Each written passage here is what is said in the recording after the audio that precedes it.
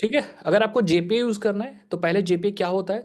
JPA हमारा feature हमारे application में ऐसा फीचर प्रोवाइड करेगा so that we can map our objects to database tables या our class to database table. अब मैपिंग से फायदा होगा कि हमें ऑपरेशंस करने नहीं पड़ेंगे manually. All the operation can be handled by your JPA. अब करना कैसे इसे। First you have to add the dependency. अगर आपके पास स्प्रिंग बूट का प्रोजेक्ट है तो आप डिपेंडेंसी ऐड कर सकते हो, spring boot starter data GPA, ये वाली डिपेंडेंसी ऐड कर सकते हो। एंड देन आपको डेटा सोर्स कॉन्फ़िगर करना पड़ेगा। तो आपको ये डेटा सोर्स कॉन्फ़िगरेशन आपको कहाँ मिलेगा, एप्लीकेशन डॉट प्रॉपर्टीज़ के अंदर। मैंने यहाँ पे कॉन्फ़िगरेशन कॉन्फ़िगर करके दिखाया था, सो कैन यस ये देखो। तो ये डेटा सोर्स के कॉन्फ़िगरेशन सो दैट डेटाबेस से और आपके एप्लीकेशन तक का कनेक्शन बिल्ड हो सके। ठीक है, so connection is mandatory for your connectivity या फॉर योर डेटाबेस ऑपरेशंस। तो डेटा सोर्स की इन्फॉर्मेशन जरूरी है, तीन चीज जरूरी होती है, URL, user name, password. Driver class name जो होता है वो मैंडेटरी नहीं है, ऑप्शनल है, क्योंकि जीपीए खुद से आइडेंटिफाई कर लेता है। बट सम केसेस अगर नहीं कर पाता so you have to provide this property also. Next, उसके बाद आपको जेपीए कॉन्फ़िगरेशन चाहिए। अगर आपको जेपीए कॉन्फ़िगरेशन चाहिए, जैसे यहाँ पे कुछ था ये करना है, तो आप यहाँ से बता सकते हो। इसके बारे में मैंने डिटेल में डिस्कस किया था, डीडीएल डैश ऑटो प्रॉपर्टी क्या होती है और ये सब चीज़ डिटेल डिस्कशन पिछले लेक्चर में हम लोगों ने किया था। उसके बाद आपको एंटिटी क्लासेस बनानी है, ये इंपॉर्टेंट है। एंटिटी क्लासेस बनानी है, एंटिटी क्लास बनानी है, देन मैपिंग करनी है। जैसे फॉर एग्जांपल आपके पास एक टेबल है डेटाबेस के अंदर यूजर्स। तो आपको क्या करना है, एक यहाँ भी आपको एक टेबल बनानी है सेम। नोट्स आज अपडेट कर देंगे, I have all the notes मैंने कंप्लीट कर लिए हैं, सो आज अपडेट कर देंगे। अच्छा ठीक है, तो हमने एक यूज़र नाम से टेबल बना ली है, सॉरी टेबल डेटाबेस के अंदर अज्यूम कर लिए, या फिर हो भी सकती है अगर पहले से है तो मैप करेंगे, अगर नहीं है तो हम ऑटोमेटिक क्रिएट भी कर सकते हैं डीडीएल डैश ऑटो से। तो ये दोनों पॉसिबिलिटीज़ आपके पास हो सकती हैं। आपके पास डेटाबेस टेबल पहले से भी हो सकती है और आपके पास डेटाबेस टेबल पहले से नहीं हो सकती है। अगर डेटाबेस पहले से है टेबल तो आपको मैप करना सेम प्रोसेस है, और अगर आपके पास नहीं है तो फिर आपको यहाँ मैपिंग बना देनी है and then DDL dash auto create कर देगा। समझ गए ना सब लोग, ये सब चीज़ हमने कराया था मैपिंग के लिए। हाँ, मैपिंग के लिए you have to you have two options. Mapping करनी है आप तो आप या तो एक्सएमएल यूज़ कर लो या तो आप एनोटेशन यूज़ कर लो। ज़्यादातर मैक्सिमम चांस में एनोटेशन यूज़ का होता है, एक्सएमएल यूज़ नहीं होता, so that's why we are not covering the XML. But हाँ, मैंने एक्सएमएल का इंट्रोडक्शन दिया था, अगर आपको याद हो कॉन्फ़िगरेशन में, सेम वैसे ही मैपिंग यहाँ पे होगी। देर इज़ नो नीड, अगर आप करना होगा तो कर लोगे, पहले ये सीख लो। ठीक है, सो हाँ। हो अब मैपिंग कैसे करोगे, मैपिंग होती है एनोटेशन के थ्रू। तो जैसे फॉर एग्जांपल एक क्लास है तो इसे एज अ एंटिटी बनाना है, तो आप एंटिटी एनोटेशन यूज़ कर लोगे सो दैट जेपीए अंडरस्टैंड कर पाएगा कि ये क्लास एज अ एंटिटी काम करेगा, इसकी एक टेबल होगी। ठीक है, तो जब आप एंटिटी लिखोगे तभी ये समझ में आएगा उसको। Next, table means if you want to give या if your table name is different from your entity name, तो आप यहाँ पे टेबल एनोटेशन यूज़ करके एंड फिर आप अपने टेबल का नाम बता सकते हो। समझ गए सब लोग। नेक्स्ट, कॉलम्स की मैपिंग। कॉलम्स की मैपिंग में आप आईडी यूज़ करोगे फॉर द प्राइमरी की, देन आप कॉलम्स यूज़ करोगे फॉर द कॉलम मॉडिफिकेशन। अगर आप कॉलम नहीं यूज़ करते तो बाय डिफॉल्ट जो आपने कॉलम का नाम दे दिया है based on that column name, जो आपने अपनी क्लास के अंदर फील्ड का नाम दिया है, प्रॉपर्टी का नाम दिया है, वेरिएबल का नाम दिया है, वही नाम यूज़ होगा for the table column name also. लेकिन अगर आपने यहाँ पे कॉन्फ़िगरेशंस बता दी है तो वो कॉन्फ़िगरेशन या फिर वो सेटिंग यूज़ होगी फॉर योर कॉलम। जैसे फॉर एग्जांपल हमने यहाँ पे नेम एक वेरिएबल बनाया है और कॉलम की हेल्प से मैंने इसका नाम जेपीए यूज़र नेम बता दिया, सो दैट अब जब टेबल क्रिएट होगी या पहले से अगर है भी कॉलम तो उसका कॉलम का नाम ये होगा, वरना अगर क्रिएट की जाएगी तो उस कॉलम का नाम ये हो जाएगा। साथ ही साथ में नलेबल फॉल्स है, इसका मतलब नल नहीं हो सकता। इतना लोग समझ गए सब लोग। तो इस तरह से हम लोग को मैपिंग करनी होगी। एडवांस एनोटेशन अभी मैं बता रहा हूँ। उसके बाद आपको क्या करना है, ये बन के रेडी है, फिर आपको रेपोजिटरी बनाना है सो दैट आपके ऑपरेशंस हो सकें। वो फीचर किसके पास होगा कि इस एंटिटी को सेव करना, लाना, अपडेट करना, डिलीट करना, वो फीचर होंगे रेपोजिटरी के पास। तो इसीलिए हमने बनाएंगे रेपोजिटरी, हर एक एंटिटी की एक रेपोजिटरी होगी। समझिए भाई, हर एक एंटिटी के एक रेपोजिटरी होगी। तो जैसे यूजर को स्टोर करना है डेटाबेस के अंदर तो यूजर रेपोजिटरी करेगा, यूजर को डिलीट करना है तो यूजर रेपोजिटरी करेगा, यूजर को गेट करना है तो यूजर रेपोजिटरी करेगा। इसी तरह डिपार्टमेंट हमारे पास है, तो अगर डिपार्टमेंट को अपडेट करना है तो डिपार्टमेंट रेपोजिटरी चाहिए होगा, डिपार्टमेंट को सेव डिलीट अपडेट गेट करना है तो डिपार्टमेंट रेपोजिटरी चाहिए होगा। कितने लोग समझ गए मेरी बात। अब बनाएंगे कैसे, बनाने के लिए सिंपली हम यूजर रेपोजिटरी एक्सटेंड कर लेंगे जेपीए रेपोजिटरी। कितने लोग समझ पाए मेरी बात। तो हमारे पास ये जेपीए रिपोजिटरी जो इंटरफेस है, it is a pre defined interface, मतलब ये पहले से बना बनाया इंटरफेस है। ये जेपीए के अंदर प्री बिल्ड मिल जाता है, मतलब बना बनाया है। आपको अपना खुद का अगर इंटरफेस बनाना है तो आप इसको एक्सटेंड कर लो जेपीए रिपोजिटरी को। बस जैसे आप जेपीए रिपोजिटरी को एक्सटेंड करोगे, this interface actually having all the important methods. तो एक बार मैं सोर्स को डाउनलोड करके दिखा देता हूँ। यस, क्लिक कर दो सोर्स डाउनलोड पे एंड यस, ये देखो इसके पास बहुत सारे save and flush, save all flush, delete in batch, सारे मेथड्स आपको मिल जाएंगे। गेट वन जो कि डिप्लीकेट हो चुका है, ठीक है, बहुत सारे मेथड्स मिल जाएंगे। फाइंड ऑल, इवन इस ये अपने पेरेंट्स से भी तो मेथड ले रहा होगा। लिस्ट कर्ड रिपोजिटरी से भी ला रहा होगा, list paging and sorting repository से भी ला रहा होगा, ठीक है। और भी है भाई इसके अंदर, आई थिंक क्वेरी, एक क्वेरी बाय एग्जांपल करके भी है, तो लिस्ट पेजिंग शॉर्टिंग से भी आ रहा होगा, लिस्ट कर्ड ऑपरेशंस भी इससे भी आ रहा होगा। तो ये सारे मेथड आपको मिलेंगे, ऐसा नहीं कि सिर्फ ही मिलेगा। मतलब अगर आपने जो यूजर रिपोजिटरी बनाया है, it will extend all the methods from whole hierarchy. तो सारे हायरार्की से ये मेथड्स लाएगा।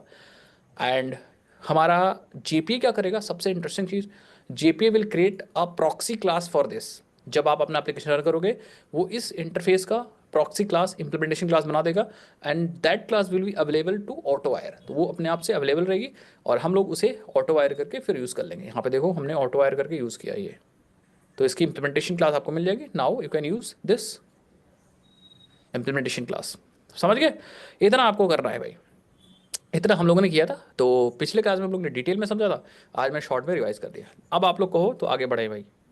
तो हम लोग, congratulation, we have wasted almost 20 minutes या 10 मिनट्स। सर जेपीए कभी एक्सप्लोर नहीं किया था, आप समझ में आया? आप समझ आया? चलो आगे बढ़ते हैं, आगे बढ़े। ओके, सम टाइम अब कॉन्सेप्ट्स आगे बढ़ गए हैं, तो देखो हम आ जाते हैं यूज़र एंटिटी के अंदर, मतलब मैपिंग्स के अंदर आ जाते हैं। तो sometimes we have some variables अपनी क्लास के अंदर। जैसे for example we have a variable यहाँ पे प्राइवेट और स्ट्रिंग एक्स्ट्रा इन्फॉर्मेशन या एक्स्ट्रा इन्फॉर्मेशन, ऐसे बहुत सारे वेरिएबल्स हो सकते हैं ना। मतलब हमें यूज़र की एक्स्ट्रा इन्फॉर्मेशन यहाँ पे रखनी है। अगर मैं इस एप्लीकेशन को रन करूँ तो स्प्रिंग जेपीए को या स्प्रिंग डेटा जेपीए को पता क्या लगेगा, उसको लगेगा भाई आपने इस क्लास के अंदर ये कॉलम रखा है, ये फील्ड रखी है, ये फील्ड रखी है, ये फील्ड रखी है।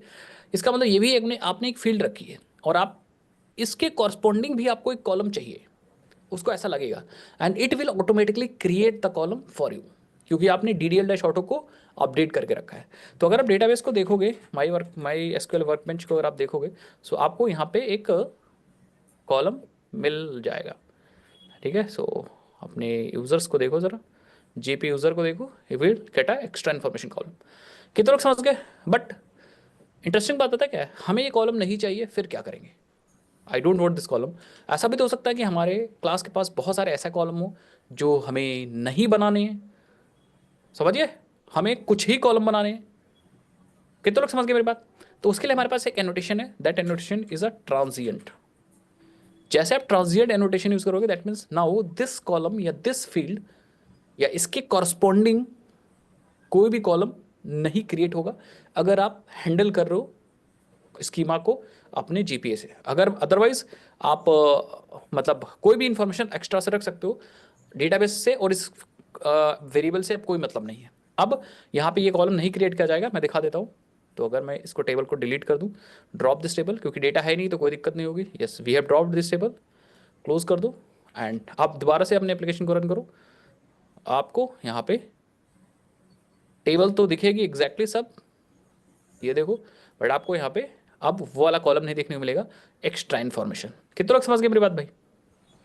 धीरे धीरे समझते जाओ, समझते जाओ, समझते जाओ, गाना गाते जाओ। चलो नेक्स्ट जो एडवांस हमारे पास एनोटेशन है, दैट इज अ इनुमरेशन। एक इनुमरेशन है, मतलब अगर हमें इस यूज़र का टाइप स्टोर करना है, हमारे पास सपोज यूज़र दो तरीके हैं, एक एडमिन और एक गेस्ट, या फिर मान लो तीन तरह के यूज़र्स हैं, एक टीचर, एक या एक फैकल्टी, एक स्टूडेंट और एक डायरेक्टर। तीन तरह के यूज़र्स हैं। समझते जाओ मेरी बात, समझते जाओ। क्या हमारे पास सपोज तीन तरह के यूज़र्स हैं, एक बार मैं यहाँ पे लिख के बताता हूँ आपको तो समझ पाओगे। हमारे पास यूज़र्स हमें स्टोर करने ऑफ 3 टाइप। एक हमारे पास यूज़र है, एक नॉर्मल यूज़र, या एक है स्टूडेंट। एक यूज़र होगा स्टूडेंट टाइप का, एक होगा फैकल्टी मतलब टीचर कॉलेज में, और एक है डायरेक्टर। 3 तरह के यूज़र्स हैं और हमें अपने यूज़र को मार्क करना है कि ये किस टाइप का यूज़र है। कितने लोग समझ पाए मेरी बात? क्या करना है हमें? हमें यूज़र को ये बताना है कि भैया आप किस टाइप के हो। कितने लोग समझ पाए मेरी बात? मतलब हमें जब भी यूज़र क्रिएट करना है, we have to associate one field कि ये स्टूडेंट, ये यूज़र स्टूडेंट है कि स्टूडेंट टीचर है, कि सॉरी ये यूज़र स्टूडेंट है कि यूज़र टीचर है कि स्टूडेंट डायरेक्टर है। तो हमें यहाँ पे एक field, yes we have to create a field. तो हम आएंगे यहाँ पे एंड हम यहाँ पे एक फील्ड बना लेंगे। ठीक है, हम बना लेंगे यहाँ प्राइवेट और एक टाइप, और बाय डिफॉल्ट ये टाइप हो जाएगा यूज़र।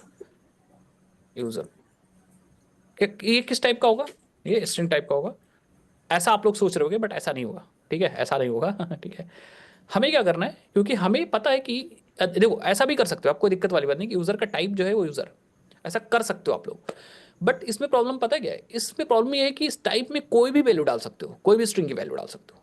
मतलब इसमें यूज़र ABC मतलब डाल दिया तो क्या होगा, फिर दिक्कत हो जाएगी ना। तो इसीलिए हम क्या करेंगे, हमारे पास 3 ही वैल्यू है सिर्फ। We have 3 values only. कितनी? 3 वैल्यूज। हमारे पास 3 वैल्यू है सिर्फ, और हम चाहते हैं कि उस टाइप में, इस टाइप में कितनी वैल्यूज आना है? उस टाइप में यही 3 है, स्टूडेंट है, या टीचर है, या डायरेक्टर है। उसके लिए हम इनम यूज करेंगे। इनम रिप्रेजेंट करता है कांस्टेंट वैल्यूज को। कितने लोग समझ गए मेरी बात? तो हम यहाँ आएंगे, हम क्या करेंगे, सबसे पहले ये वेरिएबल लेने से पहले we will create one enum. तो हम यहाँ पे आएंगे एंड हम बना लेंगे एक package that is a payload ले लो चाहे DTO ले लो। ठीक है, एंड यहाँ पे हम बना लेंगे एक इनम। तो ये रहा इनम, एंड इनम का नाम दे देंगे यूजर टाइप। कितने लोग समझ गए मेरी बात? और यहाँ पे हम इनम में बता सकते हैं अलग अलग टाइप की वैल्यूज। अगर आपको नहीं समझ में आ रहा है इनम कैसे बनता है, तो यहाँ पे आके देख सकते हो जावा इनम। और मैं तो कहूँगा चैट जीपीटी का भी आप यूज़ करिए भाई, खूब हनक के समझने के लिए। आप यहाँ पे जावा इनम लिख दीजिए, it will provide all concepts and everything about Java enum. तो आप देखोगे यहाँ पे क्या है, जावा इनम। शॉर्ट में इसको हम लोग इनम बोलते हैं, लॉन्ग में इनमरेशन बोलते हैं। It is a special data type. ये स्पेशल डेटा टाइप है use to define a set of named constant. समझ गए? हमेशा ये क्या करेगा, ये हमें हेल्प करेगा जिसकी हेल्प से हम कांस्टेंट वैल्यू को डिफाइन कर सके। तो हमारे पास 3 कांस्टेंट वैल्यू, उसी को हम डिफाइन करेंगे। अब देखो ये आया था जावा 5 के अंदर, 5 के अंदर, और अभी तक है हमारे पास। तो बनाते कैसे हैं ये देखो, हमें बनाना है एक, लिखना है पब्लिक इनम डे, और फिर सारे डेज को यहाँ पे बना देना है। हम भी वैसे ही करेंगे। यहाँ पे हमारे पास पब्लिक इनम यूजर टाइप है, और हमारे पास 3 ही यूजर हैं। एक है स्टूडेंट कॉमा, एक है हमारे पास टीचर, और एक है हमारे पास डायरेक्टर। और अगर HOD होगा तो यहाँ पे HOD डाल दें। कितने लोग समझ गए मेरी बात? So this is enum. अब जब भी आप यूजर टाइप का कोई वेरिएबल डिक्लेयर करोगे तो सिर्फ उसमें 4 वैल्यू, 5 ही वैल्यू रख पाओगे, student, teacher, director and HOD। समझ गए सब लोग? आ जाओ भाई, अब हम यहाँ पे जब हम बनाएंगे private, private and user type, और ये है टाइप, तब हम यहाँ पे वैल्यू डाल सकते हैं सिर्फ क्या, user type dot by default student. कितने लोग समझ गए मेरी बात? तो आप देखो हमारे पास ये है एक वेरिएबल टाइप। ये किस टाइप का है? यूजर टाइप का है, और जो वैल्यू होगी वो सिर्फ इन्हीं में से 4-5 वैल्यू होंगी जो हमने डिफाइन की है। User dot student, user dot जो भी आप लगाओगे। हाँ देखो, ये देखो, स्टूडेंट हो सकता है, HOD हो सकता है, डायरेक्टर हो सकता है, टीचर हो सकता है। कितने लोग समझ गए मेरी बात? How many of you? बताओ भाई, जल्दी बताओ, जल्दी बताओ। Yes, it have safety, safety security सब चीज़ के लिए। ठीक है, सो बाय डिफॉल्ट हम इसको कर देते स्टूडेंट, कि ये बाय डिफॉल्ट स्टूडेंट हो। लेकिन ये डेटाबेस में कैसे मैनेज होगा, मतलब डेटाबेस कैसे इसे स्टोर करेगा, इस चीज के लिए हम यहाँ पे यूज करेंगे द एनोटेशन कॉल्ड एन्यूमरेशन या एनुमरेटेड। ये देखो, लेकिन इनुमरेटेड जो आपके वैल्यूज हो सकती है वो 3 तरीके हो सकती है भाई, मतलब 2 तरीके हो सकती है। आप चाहते हो एज अ स्ट्रिंग ही स्टोर हो कि एज अ इंटीजर स्टोर हो, मतलब अपने आप से समझ ले कि हमारा ये 0 है, ये 1 है, ये 2 है, ये 3 है। तो कैसा, आप कैसे रखना चाह रहे हो? ठीक है, तो यहाँ पे आप बता सकते हो। अगर आप देखो तो यहाँ पास कर सकते हो वैल्यू में इनफॉर्मेशन टाइप। तो मैं कहूँगा ठीक है, इनफॉर्मेशन टाइप में यूज़ करूँगा इनम टाइप, इनम टाइप, और इनम टाइप में आप यूज़ कर सकते हो स्ट्रिंग। इससे क्या होगा कि as a string value store होगी डेटाबेस के अंदर। समझ गए? अगर आप यहाँ पे यूज़ करोगे ऑर्डिनल तो I think as a integer value store होगी। ठीक है, तो मैं कहूँगा चलो मुझे स्ट्रिंग वैल्यू स्टोर करना है। समझ गए? अब जैसे आप जैसे आप रन करोगे तो आप देखोगे यहाँ पे, यस, आ जाओ डेटाबेस के अंदर एंड रिफ्रेश दिस। ओके, सो एक काम करते हैं, ज़रा इसको क्लोज कर दो, एक बार रिफ्रेश कर लो। ठीक है, यूज़र इसको भी क्लोज कर दो एंड यूज़र को चेक करो। ये देखो, टाइप नाम का एक डेटा टाइप आ गया, ये एक कॉलम आ गया। इस टाइप के अंदर पता क्या होगा, इस टाइप के अंदर वो वैल्यू आएगी जो टाइप की वैल्यू होगी, यूजर टाइप की वैल्यू। मतलब स्टूडेंट आ सकता है, एचओडी आ सकता है, एंड एवरीथिंग जो आपने इनम के अंदर डिफाइन किया है। कितने लोग समझ गए मेरी बात? और इस स्ट्रिंग का मतलब होता है जो वैल्यू आएगी एज अ स्ट्रिंग, इस डेटा टाइप को एज अ स्ट्रिंग लिया गया है। देखो आप इसको अल्टर करके देखो, ये देखो आपका जो, ये देखो जो टाइप है उसके अंदर इसने इनम बना दिया है, देखो। और इनम के अंदर वैल्यू कौन कौन सी है, डायरेक्टर की, एचओडी की, स्टूडेंट की, टीचर की। इसका मतलब इसके अलावा कोई वैल्यू डालोगे तो नहीं आएगी। So this is very important sir. Query notation और रेपो में फाइंड बाय आईडी, अभी रुक जाओ भाई आजाज, आज हम लोग डिस्कस करेंगे, जो डिस्कस कर रहे हैं वो समझो पहले। ये सब जरूरी है, जब आप मैपिंग्स करोगे, डेटाबेस के अंदर टेबल्स हैंडल करोगे तो ये सब यूज होगा, समझे? कितने लोग को समझ में आया एनुमरेटेड? एक एक डेटा सेव करके हम लोग देखते हैं। तो हम आ जाते हैं अपने यहाँ पे अंदर।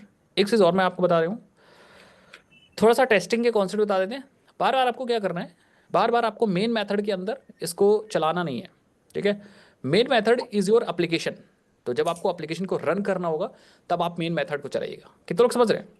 अगर कोई छोटा सा फंक्शन आपको टेस्ट करना है, जैसे फॉर एग्जांपल अगर मुझे छोटा सा फंक्शन टेस्ट करना है कि हम मान लो लेट सपोज कि हमें इस रिपोजिटरी का, कौन सी, इस रिपोजिटरी का कोई फाइंड ऑल मेथड सेव करना है या कोई मेथड सेव करना है, तो वो जो छोटा सा काम है that is a unit of your program, unit of your code. कितने लोग समझ पाए मेरी बात? तो कोई भी आप एक फंक्शन बनाया आपने, उसको आपको सेव करना है, तो that is your unit of your code. इसीलिए उस यूनिट की टेस्टिंग हमें करनी है। समझे मेरी बात? जैसे फॉर एग्जांपल आपने एक सर्विस बनाई या आपने यहाँ पे एक कोई भी चीज़ किया, जैसे फॉर एग्जांपल आपने एक लेट्स क्रिएट अ सर्विस, एक बना रहे थे सर्विस पैकेज, एंड इसके अंदर आपने एक यूजर सर्विस बना लिया। यूजर सर्विस बस समझाने के लिए मैं बना रहा हूँ। एंड यहाँ पे आपने सर्विस एनोटेशन दिया और यहाँ पे एक मेथड बना दिया, public user, sorry, public user save, user save, and user आपने लिया यूजर।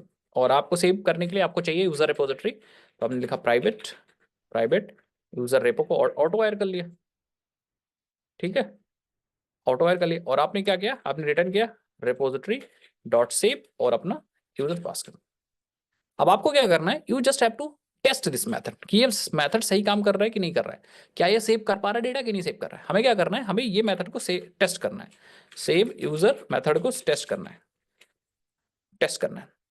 अब आप सोचो, सोचो कि आपका सॉफ्टवेयर या प्रोग्राम या प्रोजेक्ट बहुत बड़ा होगा और ये जो फंक्शनैलिटी है दिस इज अ छोटी फंक्शनैलिटी, ये छोटी सी फंक्शनैलिटी है। तो ये आपके पूरे प्रोजेक्ट की एक यूनिट हुई। तो हमें क्या करना है, अब अपने इस यूनिट को टेस्ट कर रहा है, इसी को बोलते हैं यूनिट टेस्टिंग। कितने लोग समझ के मेरी बात? This is a unit testing. तो ये मेथड सही काम कर रहा है कि नहीं काम कर रहा है, we just have to test. उसके लिए हमें यूनिट टेस्टिंग लिखनी पड़ेगी। कैसे लिखते हैं समझो। हमारे पास एक और पैकेज होता है, देखो हमारे पास, देखो जावा है, रिसोर्सेज है, उसके ऊपर मेन है, और मेन के जस्ट नीचे एक टेस्ट है। कितने लोग को हमेशा ये चीज दिखती है, मेन के अंदर जस्ट नीचे टेस्ट है, और मेन के अंदर हम कोड कर रहे थे, अभी जावा के अंदर कोड कर रहे थे। कितने लोग को ये टेस्ट दिखता है? बताओ भाई, किसी को दिखता है? यस। तो हम इसके अंदर टेस्टिंग लिख सकते हैं, अपने सारे टेस्ट केसेस लिख सकते हैं, यूनिट टेस्टिंग लिख सकते हैं। वो चाहे आपके सर्विस की टेस्टिंग हो, चाहे वो कंट्रोलर की टेस्टिंग हो, चाहे रिपोजिटरीज की टेस्टिंग हो, वो सब लिख सकते हैं। तो किसी ने बोला था सर, किसी ने बड़ी बड़ी बात, अच्छी बात कही थी, पता क्या बात कही थी? कि सर आप यूनिट टेस्टिंग भी पढ़ा दीजिए। तो मैंने कहा ठीक है भाई, आपने कहा और मैं क्यों ना करूं। तो इसीलिए हमने कहा चलो थोड़ा थोड़ा आपको कान में डालता रहूंगा। तो देखो, ठीक है। सो हम लोग क्या कर सकते हैं, हम लोग इस टेस्ट के अंदर जा करके, और सेम आपको जावा पैकेज मिलेगा, जावा फोल्डर मिलेगा, com.jpa.example मिलेगा, एंड ये आपकी मेन टेस्ट, ये एक्चुअली मेन क्लास मिलेगी टेस्ट की। आप क्या कर सकते हो, आप ये actually spring boot test is your main annotation of your test, या मेन एनोटेशन जो टेस्टिंग का है ये है। ये क्या करता है, जब आप इस वाले क्लास को रन करोगे, व्हेन टेस्ट बिगिंस, तो ये सारे कॉन्टेक्स्ट को लोड कर देता है, मतलब जितने इस बेसिकली आईओसी कंटेनर को लोड कर देता है। तो आईओसी कंटेनर से कोई भी ऑब्जेक्ट है तो उसको ऑटोवायर कर सकते हो एंड सारा काम कर सकते हो। जैसे मैं दिखाता हूँ आपको, हमें टेस्ट करना है सर्विस, क्या करना है, टेस्ट सर्विस करनी है। तो हम क्या करेंगे, we will just create one method public void test user, ठीक है। कितने लोग कर लोगे? अब हम चाहते हैं कि ये मेथड चल जाए, ये मेथड चल जाए भाई, और हमें टेस्ट, अगर सब कुछ सही हो गया तो टेस्ट हमारा पास हो जाएगा, अदरवाइज फेल हो जाएगा। लेकिन ये चलेगा कैसे? चलने के लिए हमारे पास एक मेथड है, दैट इज अ टेस्ट। जैसे आप टेस्ट लिखोगे, ये देखो ग्रीन बटन आ गया यहाँ पे, दैट मीन्स अब आपको मेन मेथड बार बार नहीं चलाना है। समझे मेरी बात? मेन मेथड आपको बार बार नहीं चलाना है। अब आप यहाँ पे इस पे क्लिक करके and just run user test करके सिर्फ यही वाला मेथड चला सकते हो अपना। ये देखो, कितने लोग समझ गए मेरी बात? और अगर ये मेथड सबको सही चल जाएगा, एक्सपेक्टेड रिजल्ट और एक्चुअल रिजल्ट अगर साथ में मतलब मैच कर जाएगा, मतलब आप जो सोच रहे हो कि ये होना चाहिए वही अगर हुआ, तो आप देखोगे यहाँ टेस्ट, जो यूजर का टेस्ट है वो पास हो जाएगा, ग्रीन ग्रीन आ जाएगा। बट आप सोच रहे हो वो नहीं हुआ, जैसे फॉर एग्जाम्पल यहाँ पे कोई एरर आ गई, मैंने कहा चलो इफ अगर 3 2 से बड़ा है, हमेशा बड़ा होगा, तो मैं कहता हूँ throw new run time exception, this is error. तो मैंने जानबूझ के एरर मैंने ला दिया है। अब अगर आप इसको रन करते हो, you will see something like, ये देखो टेस्ट केस आपका फेल हो गया है। इसका मतलब आपको ऐसा लग रहा था कि ये फंक्शन चलेगा प्रॉपरली, बट बीच में क्या आ गई, एरर आ गई, इसका मतलब टेस्ट केस हमारा फेल हो गया। So this is called unit, या दिस इज कॉल्ड टेस्टिंग। मैं कहूँगा ठीक है, अभी धीरे धीरे हम लोग पढ़ेंगे तो सीखेंगे। सर सर्विस कंट्रोल एंटिटी की भी टेस्टिंग बता देना, मतलब तरीका वही है, हजार सेम तरीका है विवेक, तारा सब तरीका सेम है। अब जितने भी कोड लिखेंगे हम यहीं पे टेस्ट करेंगे, समझ गए? बताऊंगा, टेंशन ना लो। तो हम अभी इसको हटा देते हैं।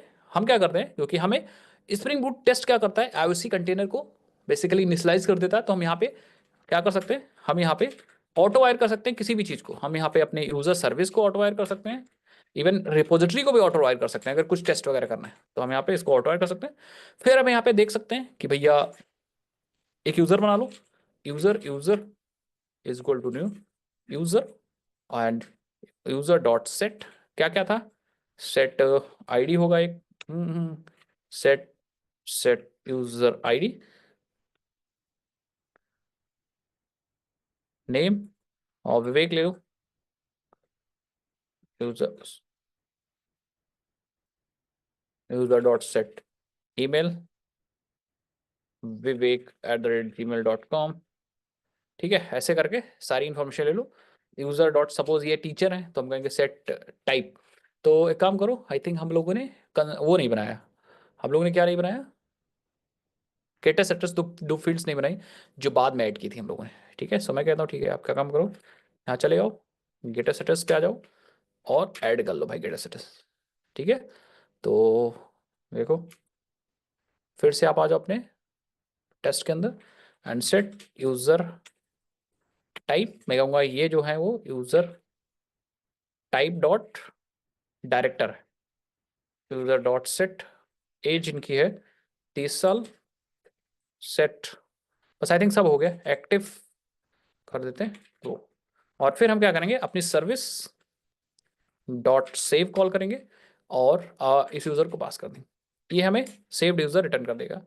और हम आईडी को प्रिंट कर देंगे, क्या गेट टाइप आईडी, जो भी आपको प्रिंट करना प्रिंट कर दो, हमें तो डेटा से मतलब है, ठीक है, कि गया डेटा कि नहीं गया, तो नाम प्रिंट कर देते हैं। अब आपको अलग से पूरा एप्लीकेशन चलाने की जरूरत नहीं है भाई, आप यहाँ पे आओ सिंपली अपने इस मेथड के सामने, और यहाँ पे टेस्ट को रन भी कर सकते हो डायरेक्टली और डीबग भी कर सकते हो। तो डीबग भी मैं सिखाऊंगा, बस आप बने रहो हमारे साथ। क्लिक करो एंड ये देखो टेस्ट के पास हो गया, इस पर क्लिक करोगे इसका आउटपुट आ जाएगा। देखो विवेक आउटपुट आ रहा है, डेटाबेस में आओ, you will C, JP users को रिफ्रेश कर लो एक बार, ये देखो आ गया 101030, विवेक इज एक्टिव है, यूजर नेम है विवेक एंड ये है डायरेक्टर। समझ गए? बता दूंगा, चांस टेंशन ना लो, जो मैं सिखा रहा हूँ उसको सीखते जाओ बस। अब यूनिट टेस्ट केसेस लिख दोगे, जैसे आपको चेक करना है, आपको गेट करना है, चेक करना है कि गेट काम कर रहा है कि नहीं काम कर रहा है, ठीक है। गेट काम कर रहा है कि नहीं, मतलब गेट करना है डेटा। तो आप क्या कर सकते हो पता है, अगर गेट करना है तो अब सर्विस के अंदर तो गेट मेथड बनाया नहीं, तो आपके पास ऑप्शन है कि एक गेट मेथड बना लो। आपके पास ऑप्शन है क्या, पब्लिक एक यूजर गेट, और आप यहाँ पे इंटीजर यूजर आईडी दे दो, ठीक है। और हम कहेंगे user repository, repository dot find by ID, है कहीं फाइंड बाय आईडी, और यूजर आईडी पास कर दो, ठीक है। अब ये जो है ये रिटर्न करता है ऑप्शनल, मतलब डेटा हो भी सकता है नहीं भी हो सकता है, तो मुझे चाहिए डेटा, अगर है तो चले, नहीं है तो एरर आए। तो हमारे पास ये क्या करता है, एक मेथड प्रोवाइड करता है ऑप्शनल, और एल्स थ्रो, मतलब और एल्स थ्रो, अगर है तो डेटा दे देगा, नहीं है तो एरर दे देगा। ये वाला मेथड भाई बहुत तगड़ा मेथड है, देखो बहुत तगड़ा मेथड है। मतलब इसने मुझे ऑप्शनल रिटर्न किया, मैंने सेट किया उस चीज को, देखना इसने मुझे ऑप्शनल रिटर्न किया, और इस ऑप्शनल पे मैंने लगा दिया और एल्स थ्रो, मतलब अगर डेटा है तो ये और एल्स थ्रो रिटर्न कर देगा, और अगर डेटा नहीं है तो ये क्या करेगा पता है, ये एक एक्सेप्शन थ्रो करेगा जो आप यहाँ पे सप्लाई करोगे एक्सेप्शन। तो दिखाता हूँ आपको, और यस मैं कहूँगा आप थ्रो कर देना new run time exception user not found, user not found. Okay so yes yes, कितने लोग समझ गए इस बात को, और नहीं समझ में आए तो मैं समझाऊं। यस ये ब्लॉग ऐप में ही यूज किया मैंने, नहीं समझे तो समझ लो, फिर से समझ लो यार, मैं हूं तो टेंशन ना लो। इतना कोड पहले समझो, इतना कोड समझो। ये क्या कर रहा है, यूजर रिपोजिटरी से हम लोग बोल रहे हैं, यूजर रिपोजिटरी से ही क्यों बोल रहे हैं पता है, क्योंकि उसी के पास सारी फीचर्स हैं, गेट करने का, फाइंड करने का, सब चीज। तो हमने यूजर रिपोजिटरी से पूछा फाइंड बाय आईडी कि भैया मुझे एक यूजर दो और मैं आईडी दे रहा हूं, लेकिन उसने मुझे यूजर नहीं दिया, उसने मुझे एक ऑप्शनल दिया। अब ऑप्शनल क्या होता है सर, ये किस चिड़िया का नाम है ऑप्शनल भाई, किस चिड़िया का नाम है, तो ये चिड़िया ऐसी है कि ये दोनों को रिप्रेजेंट कर सकती है, डेटा को भी और डेटा को नहीं भी, मतलब डेटा नहीं है उसको भी रिप्रेजेंट कर सकती है। तो मैं कहूँगा ठीक है, ठीक है, अगर आपके पास ऐसा है तो आप क्या करो, एक मेथड मैंने उसी चिड़िया पे कॉल कर लिया, और एल्स थ्रो, मतलब अगर डेटा है तो डेटा दे दो, नहीं है डेटा तो आप इस एक्सेप्शन को थ्रो कर दो। तो अगर डेटा नहीं होगा तो एक एरर आ जाएगी, डेटा होगा तो डेटा आपको मिल जाएगा। अभी आया समझ में सबको, इनपुट हमेशा ले रहा है कि क्या एरर देना है, अगर उसमें ना मिले तो, हाँ अगर नहीं मिले तो एरर देना है, समझ गए। अब इसको टेस्ट करना है तो अब आपको मेन मेथड में कोड को दोबारा से हटा के नहीं लिखना है, आप टेस्ट में आ जाओ and just write one test public void get user test, and यहाँ पे आप अगेन टेस्ट लगा दो, एंड क्या यहाँ पे सर्विस को यूज ही कर सकते हो, service sorry service dot gate, और आईडी दे दो 1010, यू विल सी यूजर मिल जाएगा, and now user dot gate name वगैरह देख सकते हो। अब आप पर्टिकुलरली सिर्फ यही मेथड चला सकते हो, यहाँ पे क्लिक करो and run get user test, ये सिर्फ यही मेथड चलाएगा, देखना ये देखो, इस पे क्लिक करो, आप देखोगे विग आ गया आउटपुट, लेकिन हो सकता है अगर आपने आईडी गलत पास की होगी, ठीक है। तो आप सोच रहे हो कि रिजल्ट मिलेगा, एक्सपेक्टेड आउटपुट रिजल्ट मिलेगा, बट एक्चुअल में रिजल्ट नहीं मिला, तो टेस्ट केस क्या हो गया है, टेस्ट केस क्या हो गया, फेल हो गया। तो ये सब अभी अजम्पशन वाले टेस्ट केसेस हैं, यूजर नॉट फाउंड आ गया एक्सेप्शन, ऐसा ना, तो ये सब अजम्पशन वाले हैं। अभी जब हम बढ़ेंगे कोर्स के अंदर तो हम एक्चुअल ये लिखेंगे भी कि हमारा एक्चुअल आउटपुट क्या है और एक्सपेक्टेड आउटपुट क्या है, दोनों मैच कराएगा, तो इस चीज को हम राइट भी करेंगे, अभी तो हम अज्यूम कर रहे हैं बस। कितने लोग समझ गए मेरी बात, हाँ यस आकाश, तो असर्ट भी लगा सकते हैं बट अभी हम अज्यूम कर रहे हैं, तो धीरे धीरे बढ़ते हैं आकाश, कोई जरूरी नहीं एक ही दिन सब पढ़ लेंगे तो फिर तब भी दिक्कत हो जाएगी, समझ गए ना। तो हम धीरे धीरे पढ़ेंगे। ओके सो लेट्स सी, अब इसको पास करा देते हैं। अच्छा एक दो चीज़ और है, ये मेन मेथड के अंदर ये मेन टेस्ट क्लास है, उसी के अंदर हम लिख रहे हैं, आप क्या कर सकते हो इसमें भी सर्विसेज बना सकते हो, एंड इसके अंदर भी आप काम कर सकते हो सर्विसेज बना के, तो अभी ठीक है कोई दिक्कत वाली बात नहीं, धीरे धीरे कर लेंगे अभी। कितने लोग समझ गए मेरी बात, तो एनोटेशन समझ में आ गया अब आपको, टेस्टिंग का थोड़ा समझ में आ गया, एसटीएस में भी फीचर है भाई, सब में फीचर है, एसटीएस में फीचर है, आप टेस्ट वाला फोल्डर उसमें मिलेगा, उसमें भी टेस्ट वाला फोल्डर है, ठीक है। टेस्ट में जाके टेस्ट केस लिखो, राइट क्लिक करो और वो पर्टिकुलर टेस्ट केस रन कर सकते हो। जब ये टेस्ट करेंगे तो डीबी में सेव होगा, यस सेव होगा, डीबी में सेव होगा, ठीक है। सर ये डायरेक्टर स्ट्रिंग है, director is a enum type, it's not string, it's similar type of string, मतलब इनम का मतलब होता है स्ट्रिंग है लेकिन उसमें कुछ पर्टिकुलर कॉन्स्टेंट्स हैं, आया समझ, director is not a enum, ये स्ट्रिंग है, इसके अलावा कोई वैल्यू इसमें नहीं आएगी, इसमें आएगी वही तीन चार वैल्यू जो आपने बताई, एक बार यहाँ ऑल्टर करके देख लो, मैंने किया भी था अभी, ये देखो कहीं, ये देखो it is a enum, it's not a varchar, ये इनम है। फिर टेस्टिंग पर्पस के लिए इन मेमोरी डीबी यूज करना होगा। Not exactly Vivek, we have, मान लो आपको डेटाबेस नहीं चाहिए, क्योंकि बहुत बार क्या होता है टेस्टिंग करते समय डेटाबेस हमारे पास नहीं है, लेकिन आपको फंक्शनैलिटी सही करनी है। जैसे मान लो आपको ये चेक करना है कि आपके पास डेटाबेस अवेलेबल ही नहीं है, लेकिन आपको फिर भी चेक करना है कि ये सेव यूजर सही से काम कर रहा है कि नहीं काम कर रहा है, और डेटाबेस भी नहीं है आपके पास, क्योंकि डेटाबेस नहीं तो सेव कैसे होगा और कैसे टेस्ट कर पाओगे कि सही चल रहा है कि नहीं चल रहा है। तो इन दैट केस आप क्या करते हो, फिर वहां पे मॉकिटो यूज करते हो, ठीक है।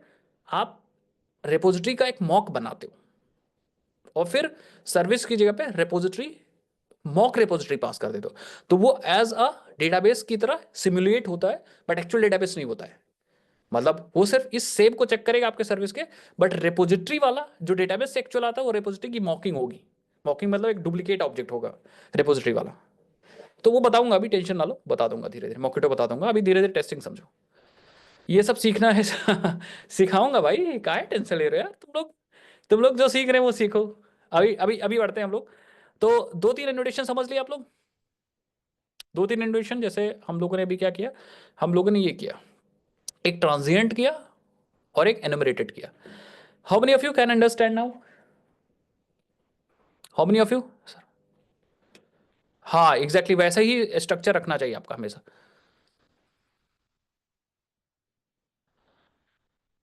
समझ लिया, ये आगे बढ़े अब।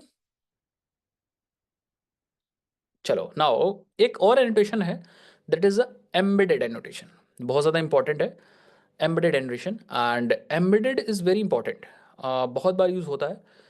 जैसे फॉर एग्जांपल ये यूज़र है, this user wants to store some other information, जैसे एड्रेस, और एड्रेस के पास, और एड्रेस जो है उसके पास तीन चार चीज़ें होती हैं, मैंने बताया था एक बार और हम एड्रेस को स्टोर करना चाहते हैं, या यूज़र के पास और भी इंफॉर्मेशन होती है जैसे डिग्री, तो होती कि नहीं होती डिग्री, ठीक है, डिग्री में 10th class, intermediate, graduation, post graduation, तो ऐसा करके डिग्री भी हो सकती है, मतलब कुछ एक्स्ट्रा इन्फॉर्मेशन में और भी चीज़ें हो सकती हैं।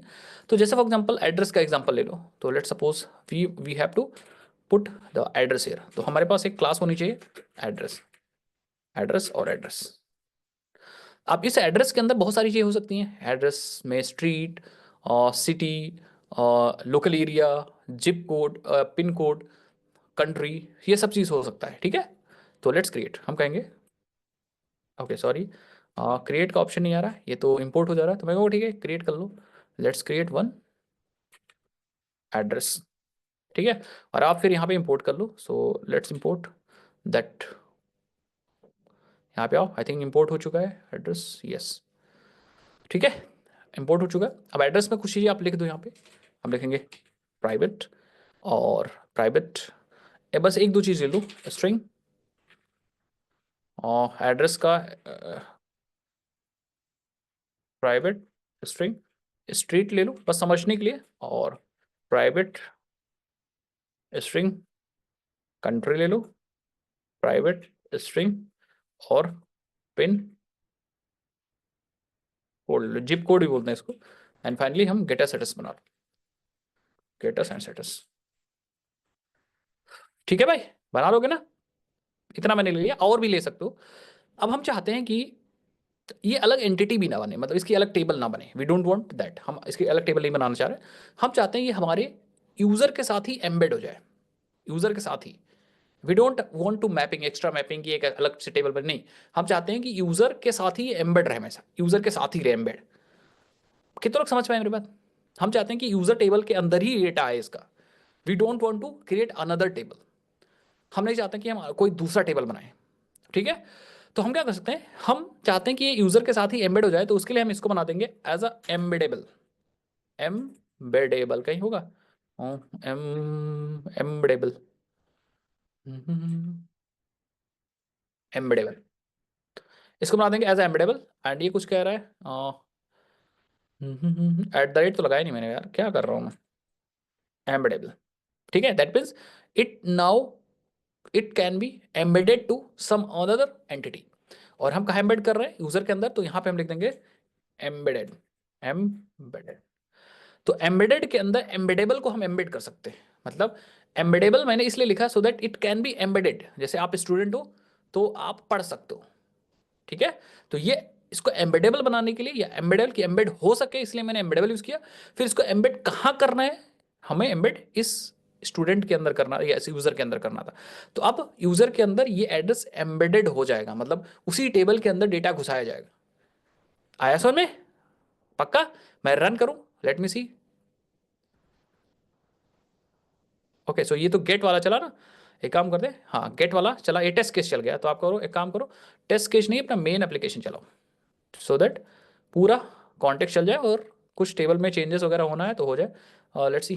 तो आ जाओ यहाँ पे अपने डेटाबेस में, एंड एक बार सबको बंद कर दूँ, एंड लेट्स ओपन अनदर, पर रिफ्रेश कर लो अनदर टैब यहाँ पे करो, एंड आप देखोगे, ये देखो आपके पास वहाँ पे तो क्लासेस अलग अलग है बट टेबल एक ही के अंदर डेटा है। कितने लोग समझ गए भाई? ये बहुत मजेदार चीज़ है। वहां पे तो अलग अलग दो क्लासेस हैं बट एक ही के अंदर आपका टेबल का डेटा आ चुका है, मतलब टेबल एक ही है बट डेटा एक ही आ गया। इसका बस एक ही चीज नुकसान है कि एक यूजर के पास एक ही एड्रेस हो सकता है, ठीक है। Table will be same, yes yes, table will be same, ठीक है। जैसे फॉर एग्जांपल मैं आपको दिखाता हूँ, जैसे आओ एक यूजर सेव करते हैं, अपने टेस्ट पे चलते हैं जहाँ हमने टेस्टिंग किया था ना। सो ये रहा टेस्टिंग, ये रहा हमारा टेस्ट यूजर। एंड यहाँ पे अब हम लोग क्या कर सकते हैं, और जस्ट हम यूजर डॉट सेट एड्रेस, तो हम एक गेटर सेटर भी तो बना लो इसका। यस, इस एड्रेस का गेटर सेटर सबसे नीचे आओ, बना लो। यहाँ पे आ जाऊँ, ऑल्ट इंसर्ट करना विंडोज में, हाँ मैक में हो तो कमांड एन करना, getter setters control A enter, ठीक है। वापस आ जाओ। तो वापस आने के लिए हम आएंगे यहाँ पे, सॉरी यहाँ पे, एंड यहाँ पे हम यूज़ करेंगे user dot set address, but हमें यहाँ पे एड्रेस चाहिए। So let's create the address, new address, ठीक है। और एड्रेस के अंदर आप सेट कंट्री पहले स्ट्रीट कर दो कुछ ऐसे, बी सेक्टर में रैंडम लिख रहा हूँ भाई, ठीक है। सेट कंट्री इंडिया, पाकिस्तान मत कर देना भाई कोई। सेट स्ट्रीट हो ही गया हमारा, पिन कोड चाहिए मुझे, address dot set pin code string है, ठीक है। और फिर इस एड्रेस को यहाँ पास कर दो, समझ गए। अब आप इसका हल्का सा आईडी चेंज कर दो, 101 कर दो। वे किसका नाम दे दें, अजाज का नाम दे दें, अजाज खान, ठीक है। ये हो गया। बाकी azaz@gmail.com, बस बाकी सब चीज़ सेम है। यहाँ पे आप डायरेक्टर की जगह स्टूडेंट कर दो, बाकी सब चीज़ सेम है। हाँ ये कर दो बस, एंड अब आप सेव कर लो या इसी टेस्ट केस को रन कर दो। यहाँ पे इस बटन पे क्लिक करो और इसको रन कर दो टेस्ट यूज़र। टेस्ट यूज़र हमारा टेस्ट केस पास हो चुका, आजाज खान आ चुके हैं। इसका मतलब कि डेटाबेस पे डेटा सेव हो गया होगा। लेट्स ट्राई इट आउट, हम आ जाते हैं अपने डेटाबेस के अंदर एंड रिफ्रेश कर लेते हैं। Yes, you will see some amazing result here. आप देखोगे यहाँ पे हमारे पास आईडी आ गई, एज आ गया, ईमेल आ गया, एक्टिव आ गया, आजाज खान आ गया, देन स्टूडेंट है, ये इंडिया में है, इनका पिन कोड ये है, स्ट्रीट ये है, एंड हियर वी गो, हमारे एड्रेस का भी डेटा आ गया। तो ये होता है एम्बेडेबल। तो आई थिंक एम्बेडेबल भी और एम्बेडेड भी आप समझ समझ गए हो। समझ गए सब लोग? देख लो भाई, फिर आगे बढ़े हम लोग। हम्म। और इसका नाम कर देते हैं save user test, save user test. आगे बढ़े, एम्बेडेड का यूज क्या है सर? वही तो शिव कुमार बता रहा हूं मैं। एम्बेडेड मीन्स कि we want to embed the objects to same table, या we want to embed the objects of property into same table. तो हमारे पास यूजर से रिलेटेड एक टेबल थी, ठीक है। यूजर से रिलेटेड ये यूजर के कॉरस्पॉन्डिंग टेबल थी, इसके अंदर ये सारे कॉलम्स थे, और हम चाहते हैं कि हमारे पास क्लास तो दूसरी हो। बढ़ा देते हैं, इस क्लास के भी जो प्रॉपर्टीज है वो उसी टेबल में जाए। That means we want to embed address inside user. तो इसीलिए हमने इसको एम्बेडेड बना दिया और स्टूडेंट को बनाया था एम्बेडेबल। जब कोई एम्बेडेबल होगा तभी उसको एम्बेड कर पाओगे यहाँ पे। बोलो भाई, बोलो भाई।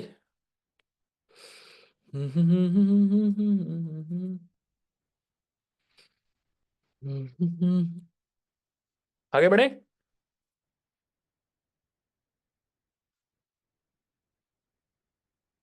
बस एक सेकंड रुकना।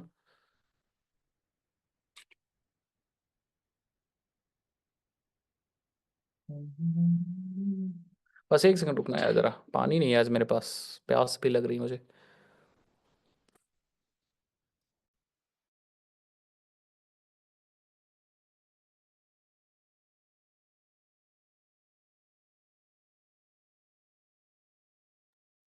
नीड ऑफ एम्बेडिंग विवेक, मतलब हम दूसरे ऑब्जेक्ट को अपने ऑब्जेक्ट के अंदर एम्बेड करना चाह रहे हैं और हम चाहते हैं डेटाबेस के अंदर फील्ड सेम रहे।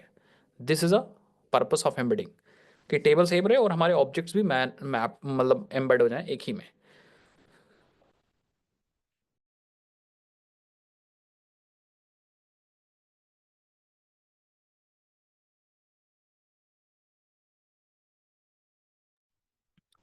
तो अब हम लोग आगे बढ़ते हैं और बात करते हैं कुछ और एडवांस टर्म की। इतना सब कुछ को समझ सबको समझ में आ गया, स्विगी में 4 एड्रेस बना सकते हैं इस हिसाब से। ये गलत है सर एम्बेड करना।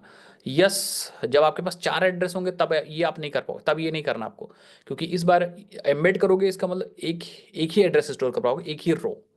ठीक है, आप यहाँ पे देखो, अगर आप एम्बेड करोगे तो यहाँ पे एक ही रो आएगा। अजाज खान के पास एक ही रो है, तो एक ही कंट्री आएगी, एक ही पिन कोड आएगा, एक ही स्ट्रीट आएगा। So this is not useful, तब वहाँ पे नहीं यूजफुल होगा।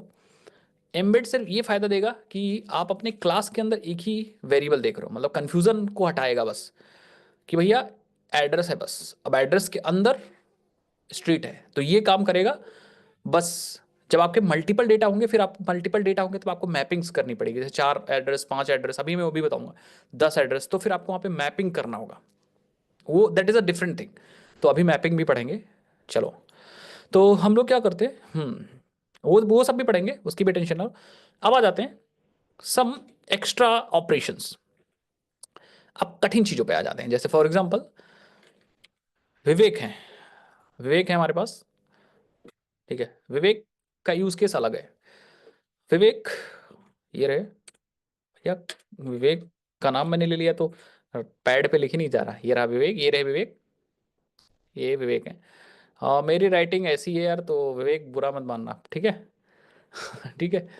हाँ, अब विवेक एक यूज के समझा रहा हूँ, बहुत बढ़िया एग्जांपल समझा रहा हूँ, समझिएगा। यहाँ पे विवेक है और यहाँ पे एक एग्जांपल लेते हैं अक्षांश का। ठीक है, यहाँ पे है अक्षांश, KSHAN, अक्षांश है यहाँ पे। और अक्षांश के पास ये विवेक एक प्रोजेक्ट लेके आए कि यार अक्षांश, यू आर ए डेवलपर, तो एक मेरे पास प्रोजेक्ट है, ठीक है, और प्रोजेक्ट कर दो, मैं आपको 10 लाख रुपए प्रोजेक्ट का प्राइस दे रहा हूँ। प्रोजेक्ट अच्छा खासा था, मतलब ऐसा नहीं, प्राइसिंग ज़्यादा नहीं होती किसी प्रोजेक्ट की, वो डिपेंड करता है आपका प्रोजेक्ट कैसा है। ठीक है, ऐसा मत सोचिए कि 10 लाख सर ने बोल दिया तो 10 लाख इज ह्यूज अमाउंट ना। प्रोजेक्ट पे डिपेंड करता है, हो सकता है वो प्रोजेक्ट 10 करोड़ का टर्नओवर कर रहा हो, तो 10 लाख तो फिर कुछ नहीं उसके लिए। समझे मेरी बात? तो वो डिपेंड करेगा प्रोजेक्ट पे। तो ये विवेक एक प्रोजेक्ट लेके आए यहाँ पे, दिस इज अ प्रोजेक्ट, और इन्होंने प्रोजेक्ट में सारी चीज बताई और समझाई। किसको समझाया? अक्षांश को सारी चीज समझाई। समझना बात को और कहानी को। अक्षांश ने कहा ठीक है, अक्षांश ने वो चीज़ एक्सेप्ट कर लिया कि भैया प्रोजेक्ट दे दो, मैं कर दूंगा, कोई दिक्कत वाली बात नहीं, आप जो भी पेपर वर्क वगैरह कराना है करा लो। सारा पेपर वर्क हो गया। अब अक्षांश प्रोजेक्ट करने लगे और बैकएंड ये बनाने लगे स्प्रिंग बूट से। किससे? बैकएंड बनाने लगे स्प्रिंग बूट से। बैकएंड स्प्रिंग बूट से बनाने लगे, और इन्होंने कहा सर ने यार जेपी पढ़ाया है, कब यूज़ होगा। जेपी इन्होंने पूरा कॉन्फ़िगर वगैरह कर दिया, सब कुछ हो गया, काम हो गया। और इनके पास एक आ गई user entity, same user entity जैसे मैंने बताया। अब ये बहुत खुश हो गए अक्षांश, पता है क्यों? क्योंकि यूजर एंटिटी अभी मैं उसी का एग्जांपल भी ले रहा हूँ, और यूजर एंटिटी इनको बनाने को भी मिल गई।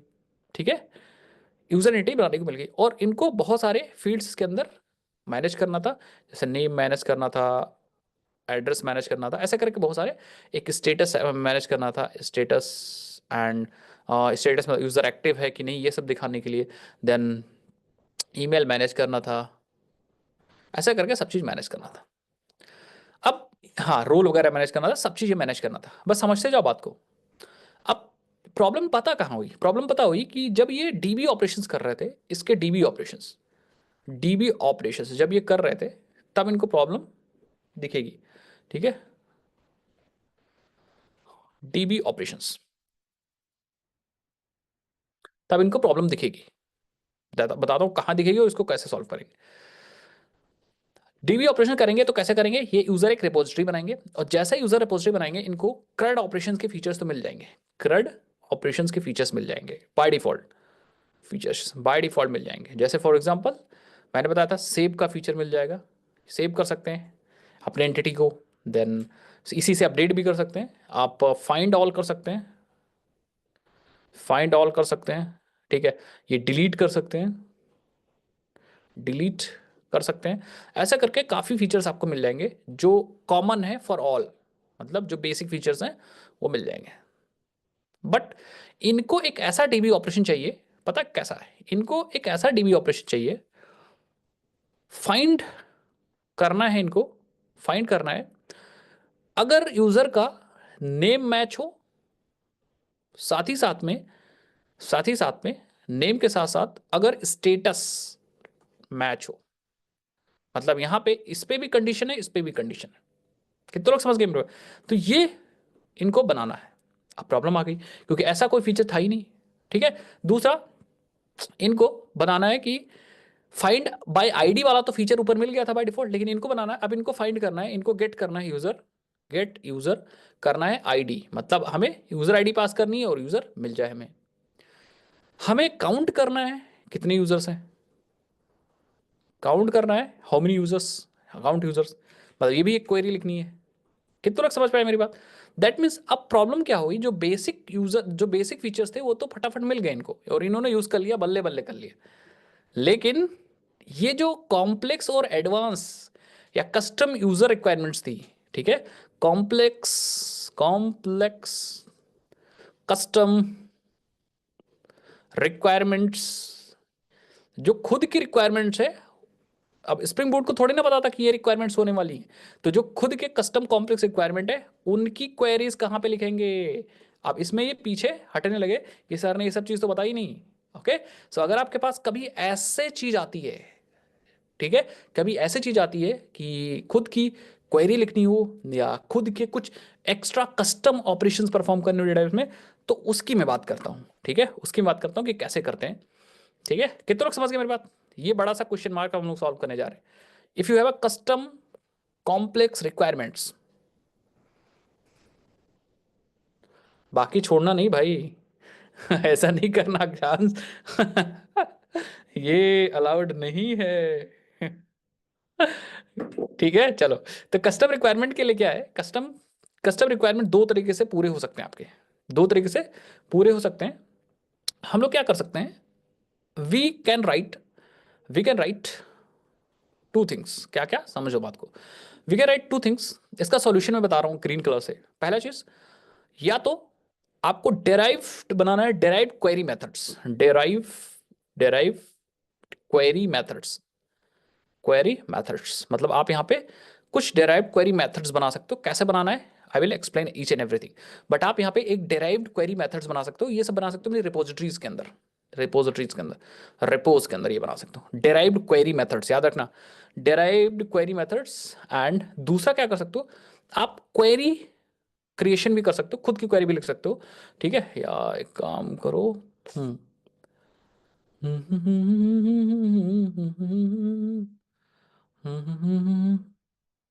ठीक है, हाँ क्वेरी मेथड्स भी बना सकते हो, derived query methods, own query भी लिख सकते हो, ओन क्वेरी भी लिख सकते हो, इसको बोलते हैं क्वेरी मेथड्स, क्वेरी। अब दोनों में अंतर क्या है बताऊंगा, मेथड्स, ठीक है, मतलब इसमें अपनी क्वेरी लिखेंगे, इसमें खुद की क्वेरी नहीं लिखेंगे। ये डेराइव्ड क्वेरी मेथड से मतलब अपने आप से डेराइव, अपने आप से बन जाएंगे, ठीक है। अब देखो सब में ऑप्शन बताता हूँ या सब में तरीका बताता हूँ। सबसे पहले हम बात करते हैं ऊपर वाली की बात करते हैं, फिर नीचे वाली बात करेंगे। तो पहला वाला तरीका मैं आपको बताता हूँ, ठीक है, आई विल, ठीक है। सो हमारे पास एग्जाम्पल देख लो, यहाँ पे हमारे पास यूज़र हैं सेम, एंड सेम हमारे पास यहाँ पे ईमेल है, एड्रेस है, एज है, सब है। एंड हमें क्या करना है, सबसे पहला यूज केस लेते हैं, हमें गेट करना है यूज़र को उसकी ईमेल आईडी से, ठीक है, गेट करना है यूज़र को ईमेल आईडी से। तो आपको क्या करना है सीधे, क्योंकि सारा डेटाबेस ऑपरेशन कौन कर रहा है भाई, all each and every database operation हमारी रिपोजिटरीज कर रही है, ये चीज़ याद रखिएगा। तो आप आ जाइए रिपोजिटरीज में, और यूजर रिपोजिटरी कर रही तो आप कहाँ होगे, यूजर रिपोजिटरी के अंदर आ जाओगे, क्योंकि यूजर को आपको सेव करना है। तो यूजर रिपोजिटरी के अंदर आप फटाक से आ जाओगे। आ जाओ यूजर रिपोजिटरी के अंदर, ये रही। और यहाँ पे डिफॉल्ट मेथड्स मिल गए थे हमें, बट अब हम यहाँ पे मेथड लिखेंगे, वो मेथड जिसके अंदर क्वेरी लिख सकते हो, या वो मेथड्स यहाँ पे लिखेंगे, ठीक है। यस, तो हम यहाँ पे एक मेथड क्रिएट करेंगे सो दैट वो मेथड कॉल हो और हमारा काम हो जाए। We will write a method, but method कैसे लिखना है समझना बात को। मेथड कैसे लिखना है सब लोग समझना अच्छे से। अगर आप समझ गए तो कहानी, अदरवाइज समझ नहीं गए तो कहानी बकवास, ठीक है। देखना, हमें मेथड लिखना है, फाइंड करना है यूजर को बाय ईमेल। तो आपको कुछ ऐसे बनाना है, ये होता है कस्टम मेथड्स। कस्टम मेथड्स, तो आपको लिखना है सबसे पहले फाइंड लिखना है, find by, by, and then आप अपनी प्रॉपर्टी यूज कर सकते हो क्लास की। ये एक तरीका है, this is a way of writing, ठीक है। और फिर ब्रैकेट में आप उस प्रॉपर्टी की वैल्यू पास कर दोगे। ये सिंटेक्स में बता रहा हूँ, स्ट्रिंग है तो स्ट्रिंग कोई भी है तो आप उस प्रॉपर्टी की वैल्यू, तो यहाँ पे मैं टाइप लिख दूँ, जनरल फॉर्मेट लिख दूँ, यहाँ पे मैं टाइप लिख देता हूँ, टाइप टी, और फिर यहाँ पे अपनी उसकी वैल्यू पास कर। तो ये एक तरीका मैंने बताया। अब ये तरीका फॉलो क्यों करना है पता है, अगर आप ये तरीका फॉलो करोगे, अगर आप ये तरीका फॉलो करोगे, so JPA will automatic create the implementation of this. तो जेपीए क्या करेगा, ऑटोमेटिक इंप्लीमेंटेशन इसकी बन जाएगी, इम्प्लीमेंटेशन, यस, क्योंकि आपने स्टैंडर्ड तरीका फॉलो किया है। फाइंड बाय लिखना है, देन प्रॉपर्टी लिखना है, देन प्रॉपर्टी की वैल्यू। ये एक वे है, एक तरीका है, ठीक है। तो आप देखो यहाँ पे आओ, हम लोग लिखते हैं, आपको लिखना है फाइंड बाय। अच्छा, पहले आप रिटर्न टाइप तो लिखो, तो हमें एक मिल रहा होगा user find by, find bye, उसके बाद प्रॉपर्टी का नाम क्या है, ईमेल, ईमेल, एंड हमें स्ट्रिंग की वैल्यू देनी। कितने लोग समझ गए, क्या आप इसको इससे मिला सकते हो, find by, find by, email is a property name, तो मैंने ईमेल प्रॉपर्टी नेम डाल दिया। फिर जिस टाइप की प्रॉपर्टी है उसी टाइप को मैंने यहां लिख दिया, और फिर वैल्यू को एज अ वैल्यू लिख दिया। कितने लोग समझ गए, बताओ भाई, पट से बताओ, ये वैल्यू है, ये वैल्यू है, समझ गए पक्का। एक दो चीज और है, एक दो चीज ये कहती है कि कैमल केस में ही ये नाम आना चाहिए, कैमल केस में ही ये नाम आना चाहिए हमेशा। जैसे अगर यूजर ईमेल होता तो, यूजर ईमेल होता तो यूजर का यू कैपिटल करता, ईमेल का ई कैपिटल करता, तो वो कैमल केस में ही आना चाहिए। प्रॉपर्टी का नाम भी कैमल केस में आना चाहिए। तो अगर प्रॉपर्टी का नाम होता यूजर ईमेल, तो हम यहाँ पे यूजर ईमेल लिखते, समझ गए ना। लेकिन अभी हमारे पास ईमेल है तो ईमेल लिख सकते हैं। You can use optional has well, आप यहाँ ऑप्शनल यूज कर सकते हो, कोई दिक्कत वाली बात नहीं। जेपीए इतना तो समझदार है ही भाई, ऑप्शन ऑफ यूजर, तो जेपीए इतना समझ लेगा। आप ऑप्शनल भी यूज कर सकते हो, बस याद रखना जब ऑप्शनल यूज करोगे, दैट मीन्स आपको ऑप्शनल डेटा मिलेगा that contain user, and that may contain user, may not contain user. तो वहां पे फिर आपको हैंडल करना पड़ेगा। JPA recognize what to implement, yes Vivek, JPA will automatically recognize, क्योंकि जेपीए का जो तरीका है वही आपने फॉलो किया है। तो जेपीए समझ लेगा कि यू वांट टू फाइंड, आपको फाइंड करना है, you want to find the data by your email, ऐसा में, यस। या JPA is AI for us, JPA is doing a lot of health things. सच में जेपीए अगर नहीं होता तो हमें बहुत सारी चीजें खुद से करनी पड़ती, ये सारे मेथड खुद से लिखने पड़ते। और अभी देखो बहुत आसान हो जाता है काम, सिर्फ हमें लॉजिक पे काम करना होता है। डेवलपमेंट इज लाइक यूं यूं होता है, समझ गए। यस, अब देखो बहुत सारी चीजें हो सकती। अभी अभी आपने पावर देखा क्या, पता है अभी आपने पावर देखा ही नहीं, पावर नहीं देखा, बताता हूँ क्या। अब देखो मैं मेथड्स बना रहा हूँ, ये जो अभी मैंने सिंटेक्स बता दिया ना, सिंटेक्स बता दिया, अब मेथड्स में क्रिएट कर रहा हूँ, देखना, ठीक है। So let's create few methods. अब अगर हमें बनाना है नेम वॉइस, तो हम कहेंगे ठीक है, नेम वॉइस बनाना है तो हम यहाँ पे आ जाएंगे, कहाँ, यहाँ पे आ जाएंगे, and just write optional, user ही चाहिए एक यूजर, ठीक है, फाइंड बाय नेम, और हम यहाँ पे स्ट्रिंग नेम देंगे। कितने लोग समझ गए, तो ये हमारा काम करेगा परफेक्ट, कोई दिक्कत वाली बात नहीं, नेम वॉइस डेटा मिल जाएगा हमें। समझ गए मेरी बात कि नहीं समझ गए, पक्का। ये नेम वाली प्रॉपर्टी हमने यहाँ पास कर दी है। अब देखो, लेकिन कभी कभी ऐसा हो सकता है कि we have a user, we have many users या of same name, that means हमें, जैसे विवेक है तो मैंने यहाँ पे विवेक अगर पास किया, तो विवेक के तो बहुत सारे यूजर आएंगे ना हमारे पास, हो सकता है डेटाबेस के अंदर बहुत सारे यूजर हो।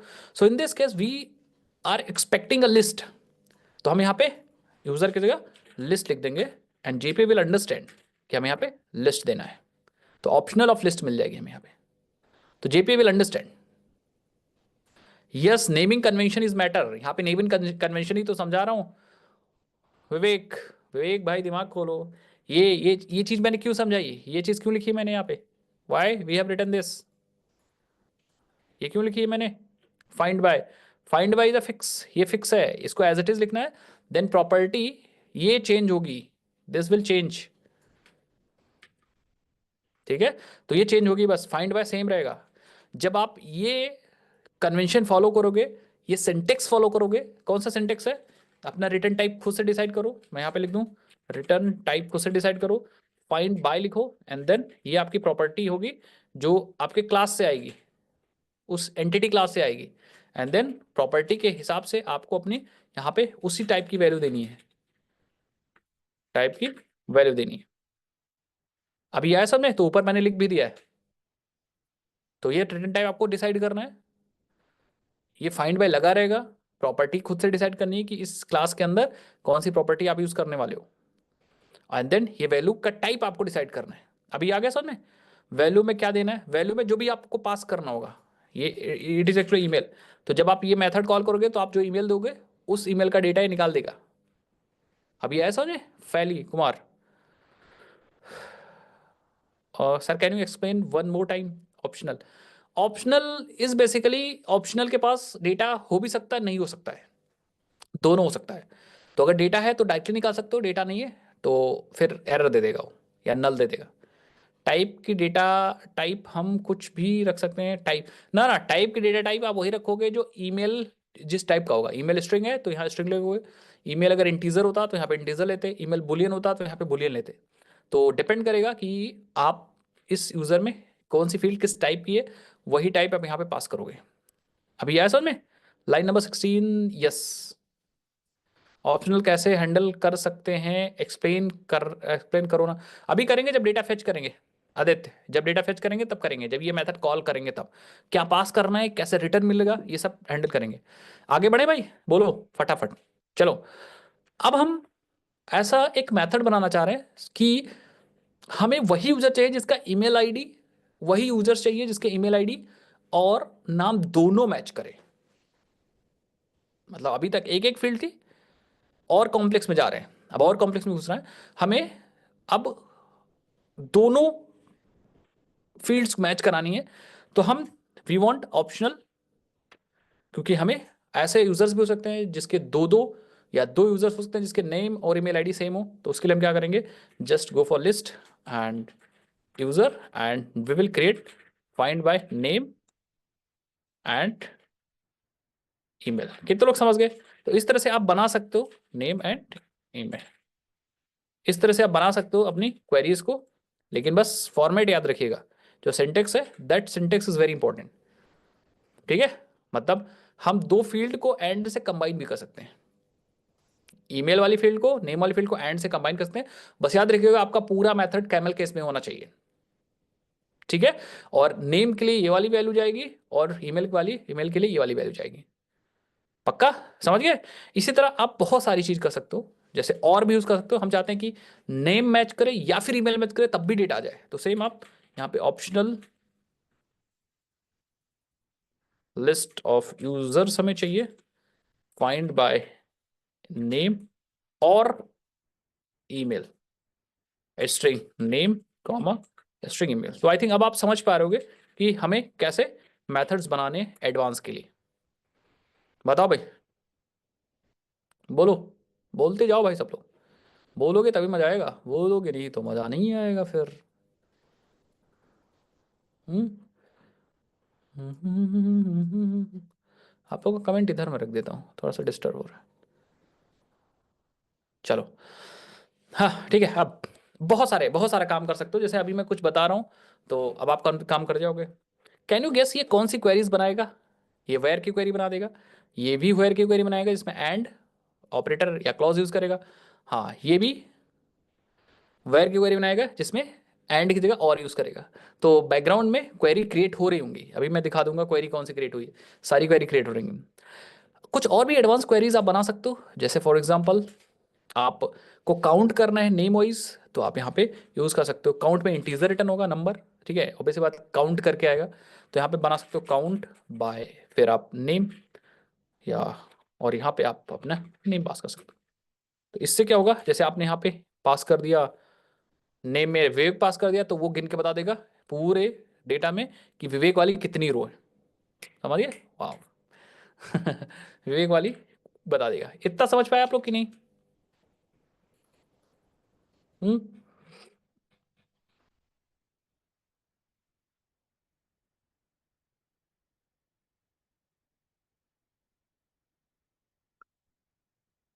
ऐसे करके एग्जिस्ट का भी हो सकता है, जैसे फॉर एग्जांपल मैं आपको बता रहा हूँ, वेट और सेकेंड यहाँ पे। हाँ, जैसे फाइंड बाय आपको चेक करना है कि कोई डेटा एग्जिस्ट कर रहा है इस ईमेल का कि नहीं, तो आप यहाँ पे बुलियन ले सकते हो, बुलियन, और यहाँ पे यूज कर सकते हो एग्जिस्ट, आपका कमेंट इस तरफ है, ठीक है, एग्जिस्ट बाय, एंड देन अपनी प्रॉपर्टी पास कर सकते हो ईमेल, स्ट्रिंग ईमेल। तो इसमें भी ये काउंट बाय सेम रहेगा, जब भी आपको काउंट करना है तो काउंट बाय यूज करना है। एग्जिस्ट बाय सेम रहेगा, जब भी आपको एग्जिस्ट चेक करनी है। अब ये क्या करेगा, इट विल रिटर्न ट्रू और फॉल्स। तो जैसे आप ईमेल दोगे तो ये बता देगा कि इस ईमेल वाला बंदा आपके डेटाबेस में है कि नहीं है, ट्रू फॉल्स रिटर्न कर देगा। सो दिस इज अमेजिंग, ठीक है, दिस इज अमेजिंग। कितने लोग समझ गए मेरी बात? How many of you? धीरे धीरे आ रहे हैं, धीरे धीरे लाइक लाइक वगैरह सब बता रहे हैं, लाइक वगैरह बता रहे हैं, हाँ लाइक वगैरह। अब जैसे आपको लाइक की क्वेरी बनानी है, ठीक है, आप चाहते हो कि हमें हमें कोई कीवर्ड मिला है और हम चाहते हो कीवर्ड नेम के अंदर आ जाए, आया है, तो हम उस डेटा को फेच करना चाह रहे हैं, तो हम कहेंगे यस, हम क्या कर सकते हैं, हम ऑप्शनल, अच्छा ऑप्शनल के लिए आप लिस्ट डायरेक्टली डायरेक्टली भी ले सकते हो, क्योंकि लिस्ट ब्लैंक आ जाएगी। कभी भी लिस्ट के साथ ऑप्शनल मत लो, लिस्ट का ऑप्शनल मत लो, पता है क्यों? क्योंकि लिस्ट में अगर कोई एलिमेंट आएगा तो लिस्ट का साइज नहीं आएगा तो लिस्ट का साइज 0 हो जाएगा, अदरवाइज लिस्ट में डेटा आएगा। तो लिस्ट का साइज आप ऑप्शनल मत लो, इट्स नॉट रिकमेंडेड कि भाई आप लिस्ट के साथ ऑप्शन लेने का कोई सेंस नहीं बनता, क्योंकि लिस्ट में नल आएगा नहीं, और नल को हैंडल करने के लिए एक्चुअली ऑप्शनल यूज होता है। समझ गए? ब्लैंक आ जाता है। तो ये बढ़िया तरीका है, मेरे दिमाग में आ गया तो मैंने बता दिया, ठीक है। तो अब जैसे हमें लाइक क्वेरी बनानी है, तो हम यहाँ पे कई सारे यूजर मिलेंगे, और हम यहाँ पे लिखेंगे फाइंड बाय, हमें फाइंड करना डेटा क्योंकि सेलेक्ट क्वेरी है, फाइंड बाय लिखेंगे, एंड यहाँ पे लिखेंगे अपनी प्रॉपर्टी का नाम। प्रॉपर्टी का नाम क्या है, जैसे ईमेल है या नेम है तो नेम, एंड देन आपको लिखना है कंटेनिंग, कंटेनिंग, कंटेनिंग, स्पेलिंग सही गलत है, कंटेनिंग, एंड देन हमें string name keyword, name keyword. अभी जो कंटेनिंग है ना, this containing will actually search inside your name, मतलब इधर उधर कुछ नहीं है, बीच में अगर ये कीवर्ड कंटेन कर रहा है तो ये क्वेरी आपको उस यूजर को रिटर्न करके दे देगी। कितने लोग समझ गए मेरी बात? How many of you? Hmm. बीच बीच की बात है ये, बोलो भाई।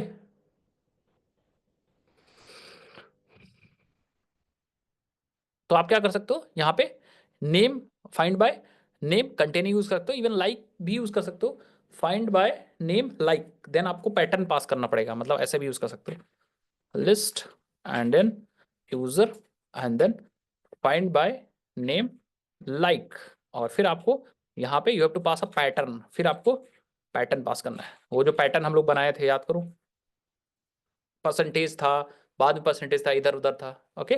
तो इस हिसाब से आपको लाइक क्वेरी बना सकते हो, यहाँ पैटर्न ही पास कर सकते हो, बट यहाँ पे कंटेनिंग है, मतलब ऑलरेडी पैटर्न इज देयर, बस जो आपने नाम दिया है वो बीच में चेक हो जाएगा। कितने लोग अब बना लोगे भाई? अब ये फाइंड बाय सेम है, फाइंड बाय ये वही वाला सेम है, बस फाइंड बाद फाइंड के बाद वाली चीजें चेंज होगी depending upon your requirement, user user requirement. कितने लोग समझ गए मेरी बात भाई? हाँ, बताओ। इतना समझ गए तो आगे बढ़े। पैटर्न, यस, ऐसे ही देना होगा पैटर्न, ठीक है।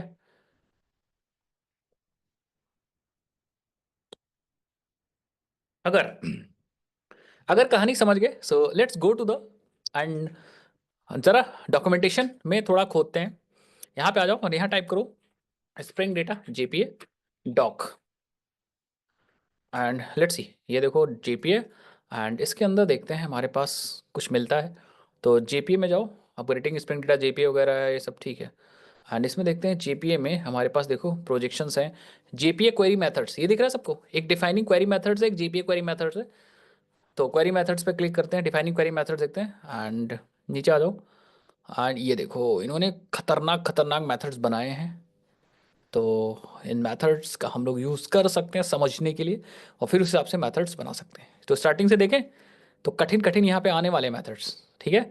हाँ देखो सबसे पहले इन्होंने कुछ बताया, अब अच्छे से अगर आपके पास टाइम है तो I will share this link. मैं हमेशा कहता हूँ भाई लोग, आप लोग हमेशा किससे पढ़ो, डॉक्यूमेंटेशन, ठीक है। तो आप कॉन्सेप्ट समझ गए तो अच्छा, स्टार्टिंग में अगर आप डॉक्यूमेंटेशन से पढ़ोगे तो समझ में नहीं आएगा, बट जब मैंने आपको समझा दिया तो अब आप समझ में आ जाएगा। देखो the repository proxy has two, ये रिपोजिटरी प्रॉक्सी मतलब क्या कह रहा है पता है, रिपोजिटरी प्रॉक्सी मतलब ये उसी प्रॉक्सी ऑब्जेक्ट की बात कर रहा है, क्लास की बात कर रहा है, ठीक है। तो ये कह रहा है the repository proxy has two ways to define store specific query methods. तो ये दो तरीके की बात करेंगे। सबसे पहले एक deriving the query from the methods directly, that means ये पहला वाला तरीका है कि आपको क्वेरी खुद से नहीं लिखनी है, वो क्वेरी डायरेक्टली बन जाएगी मेथड से ही। और दूसरा by using manual defined query, मतलब आपको खुद भी बना सकते हो, लिख सकते हो क्वेरी। तो अभी तक हम लोग पहला वाला तरीका ही सीख रहे हैं, कितने लोग समझ गए मेरी बात। So what we are actually learning this way, या ये वाला तरीका यहाँ पे अभी हम लोग सीख रहे हैं, समझ गए। अब आ जाओ नीचे। Available options depend on actual store how, however there must be a strategy that decide what actually query is created, query कैसे क्रिएट होगी एक्चुअली, ऐसे बात होगी, मतलब ये बात करना है। चलो कोई नहीं, आगे बढ़ते हैं। क्वेरी लुकअप स्ट्रेटेजीज, तो इन्होंने कुछ स्ट्रेटेजीज वगैरह बताई हैं, इसके बारे में आप पढ़ सकते हो। The following strategy available for the repository infrastructure, पढ़ लो इसको, ठीक है ठीक है ठीक है, सब ठीक है। आ जाओ क्वेरी क्रिएशन पे आओ, कैसे क्वेरी क्रिएट कर सकते हो। The query builder mechanism built into the spring data repository infrastructure is useful for building constraining queries over the entities of the repository, ये सब ठीक है। नीचे आ जाओ। The following examples was how create a number of queries, तो इन्होंने बता रखा है, ये देखो, ठीक है। तो पढ़ो भाई। Start creation from the method name, तो आप अपनी रिपोजिटरी के अंदर आ जाओगे, सबको दिख रहा है ना। अब ये बहुत इंपॉर्टेंट है, थोड़ा सा मैं जूम करने जा रहा हूँ, ये बहुत ज़्यादा इंपॉर्टेंट है, इसीलिए मैं बोल रहा हूँ सबको दिख रहा है कि नहीं दिख रहा है, ठीक है। सो यहाँ से पढ़ना स्टार्ट कर। देखो सपोज हमने लिखा है, हाँ इन्होंने भी एक पर्सन का एग्जाम्पल लिया, मतलब इनके पास एक पर्सन नेम है या पर्सन है। अब इन्होंने लिखा फाइंड बाय ईमेल एड्रेस, मतलब एक फील्ड होगी ईमेल एड्रेस की इनके पास, एंड लास्ट नेम, सेम वैसे ही find by email and email address and last name, मतलब इनके पास पर्सन के पास एक फील्ड, दो फील्ड है, एक ईमेल एड्रेस वाली और एक लास्ट वाली। इसका मतलब जब ये देंगे email address and last name, तो ये वो ईमेल एड्रेस लास्ट नेम को मैच करके जहां जहां मैच करेगा वो डेटा दे देगा। समझ गए मेरी बात, यही हम लोग ने सीखा, सबने सीखना है, सबने सीख लिया ना ये। इनेबल द डिस्टिंक्ट फ्लैग और द क्वेरी, तो यहाँ पे डिस्टिंक्ट भी लगा सकते हैं हम लोग, सो दैट सेम रिजल्ट दो बार ना आए। इसके लिए आप क्या कर सकते हो, find distinct people by last name और द फर्स्ट नेम, तो ऐसे भी कर सकते हो। डिस्टिंक्ट भी लगा सकते हो, find people distinct by last name, मतलब आप फाइंड डिस्टिंक्ट लगा सकते हो, find distinct bye email and address. तो डिस्टिंक्ट की कभी जरूरत है तो आप लगा सकते हो इफ यू वांट, अदरवाइज छोड़ दे सकते हो, ठीक है। आ जाओ नीचे। इनेबल इग्नोरिंग केसेस, तो बहुत बार क्या होता है केसेस इग्नोर नहीं होते हैं, तो आपको इग्नोरिंग केसेस को इनेबल करना है, तो आपको क्या लिखना है, find by last name ignore case, मतलब केस हमें इग्नोर करना सो दैट आप केस को मैच मत करो। तो जैसे आप यहाँ पे चाहते हो कि हमारा फाइंड बाय नेम हो और केसेस को इग्नोर करना है, तो आप यहाँ पे इग्नोर केस लिख दो, इग्नोर केस, तो आप कैपिटल पास करो चाहे स्मॉल पास करो, वो एक ही चीज को समझेगा। ऐसा में तो ये एक तरीके होते हैं। Enable ignoring cases for all suitable properties, तो सबके लिए, जैसे आपके पास तीन प्रॉपर्टीज हैं और सबको आपको इग्नोर करना है, तो आप लिख सकते हो लास्ट या ऑल इग्नोर केस, मतलब हमारे पास यहाँ पे नेम भी है ईमेल भी है और हम चाहते हैं ईमेल कैपिटल पास करें चाहे स्मॉल पास करें, तो यहाँ पे लिख दो ऑल इग्नोर केस, लास्ट में लगा दो। तो होगा क्या, अब नेम आप पास करोगे चाहे स्मॉल पास करो चाहे कैपिटल पास करो, कोई फर्क नहीं पड़ता, ये सर्च करके दे देगा। ईमेल भी कैपिटल पास करो चाहे स्मॉल पास करो, कोई फर्क नहीं पड़ता, क्योंकि हम लोगों ने क्या लगा दिया, ऑल इग्नोर केस, ठीक है। अब आगे बढ़ते हैं फटाफट, टाइम नहीं वेस्ट करते हैं, ठीक है। Enable static query order by, तो आप ऑर्डर बाय भी लगा सकते हो, आपको शॉर्टिंग बताई थी ना मैंने, तो शॉर्टिंग डायरेक्टली लिख सकते हो, जैसे यहाँ पे लिखो ऑर्डर बाय फर्स्ट नेम। ऐसा जैसे आपको यहाँ पे क्या करना है, आपके पास डेटा आ रहा है, ये देखो फाइंड बाय ईमेल आ रहा है, या फाइंड बाय नेम है हमारे पास, या फाइंड बाय ईमेल है, और आप चाहते हो कि ऑर्डर बाय हो जाए, तो आप यहाँ पे ऑर्डर बाय किस फील्ड, ऑर्डर बाय, सपोज आपका डेटा है नेम भी आ रहा होगा इसके अंदर ना, तो आप यहाँ पे ऑर्डर बाय नेम ASC लगा सकते हो फॉर असेंडिंग, DSC लगा सकते हो फॉर डिसेंडिंग। यहाँ पे देखो एग्जाम्पल दे रखा है इन्होंने। तो फाइंड बाय ये इसकी इनकी प्रॉपर्टी है यहाँ तक का, फिर इसके बाद इन्होंने ऑर्डरिंग लगाई है, इसमें भी देखो यहाँ तक की प्रॉपर्टी है, देन इसके बाद इन्होंने ऑर्डरिंग लगाई डिसेंडिंग ऑर्डर में। कितने लोग समझ गए मेरी बात, हाउ मेनी ऑफ यू? ठीक है, so this link is very important documentation.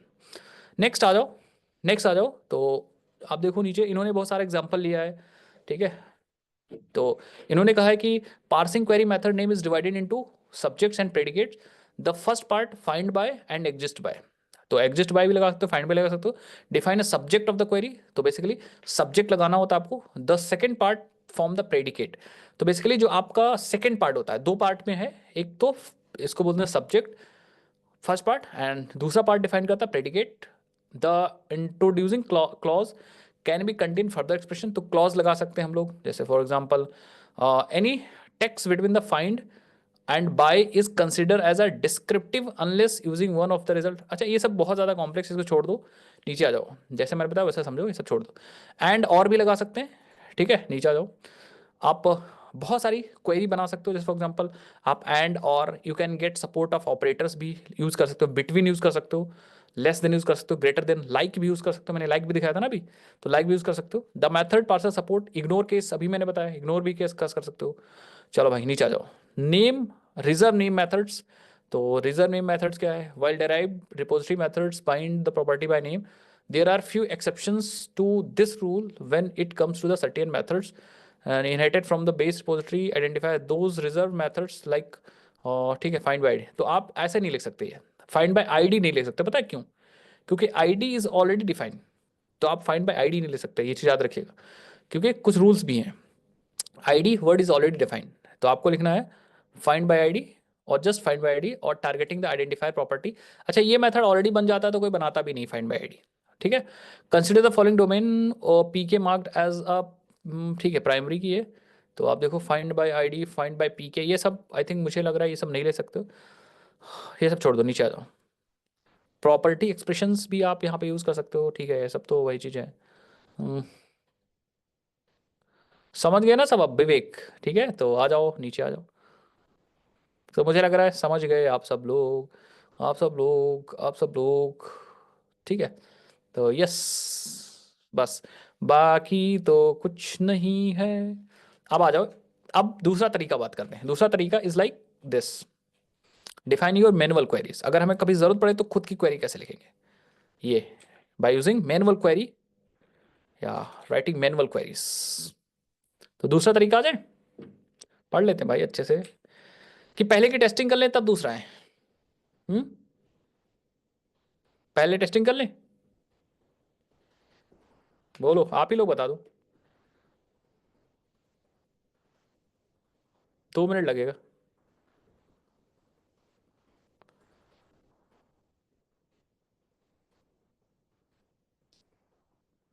जल्दी है क्या भाई? ट्रेन तो नहीं छूट रही है। चलो पहले इसकी टेस्टिंग कर लेते हैं। यस, यहाँ पे आ जाओ। टेस्टिंग करने के लिए गए हम क्या करते हैं, वही टेस्ट में आ जाते हैं, टेस्ट में आ जाते हैं, और टेस्ट में हम लोग फिर से क्या लिखते हैं, यूनिट टेस्टिंग कर लेते हैं। बताओ आप लोग बताओ। हम्म, हाँ, अब टेस्टिंग का अलग तरीका बताता हूँ आपको। हर टेस्टिंग आपको मेन के अंदर नहीं लिखनी है, ठीक है, ये मेन मेथड है। आपको अगेन रिपोजिटरी को टेस्ट करना है, just you have to create a repo. यहाँ पे आप रेपो बना लो, ठीक है, और रेपो में अपनी यूजर रेपो बना लो, यूजर रेपो। समझ गए सब लोग? और यूजर रेपो में डायरेक्टली आप यहाँ लिख दो spring boot test, spring boot test, so that ये रन हो सके, कॉन्टेक्स्ट इसके पास भी आ सके स्प्रिंग का। ठीक है, देन आप जैसे हम टेस्ट करने वाले हैं, डायरेक्टली आप लिखो पब्लिक और वॉइड रेपो टेस्ट, डायरेक्टली लिख दो रेपो टेस्ट।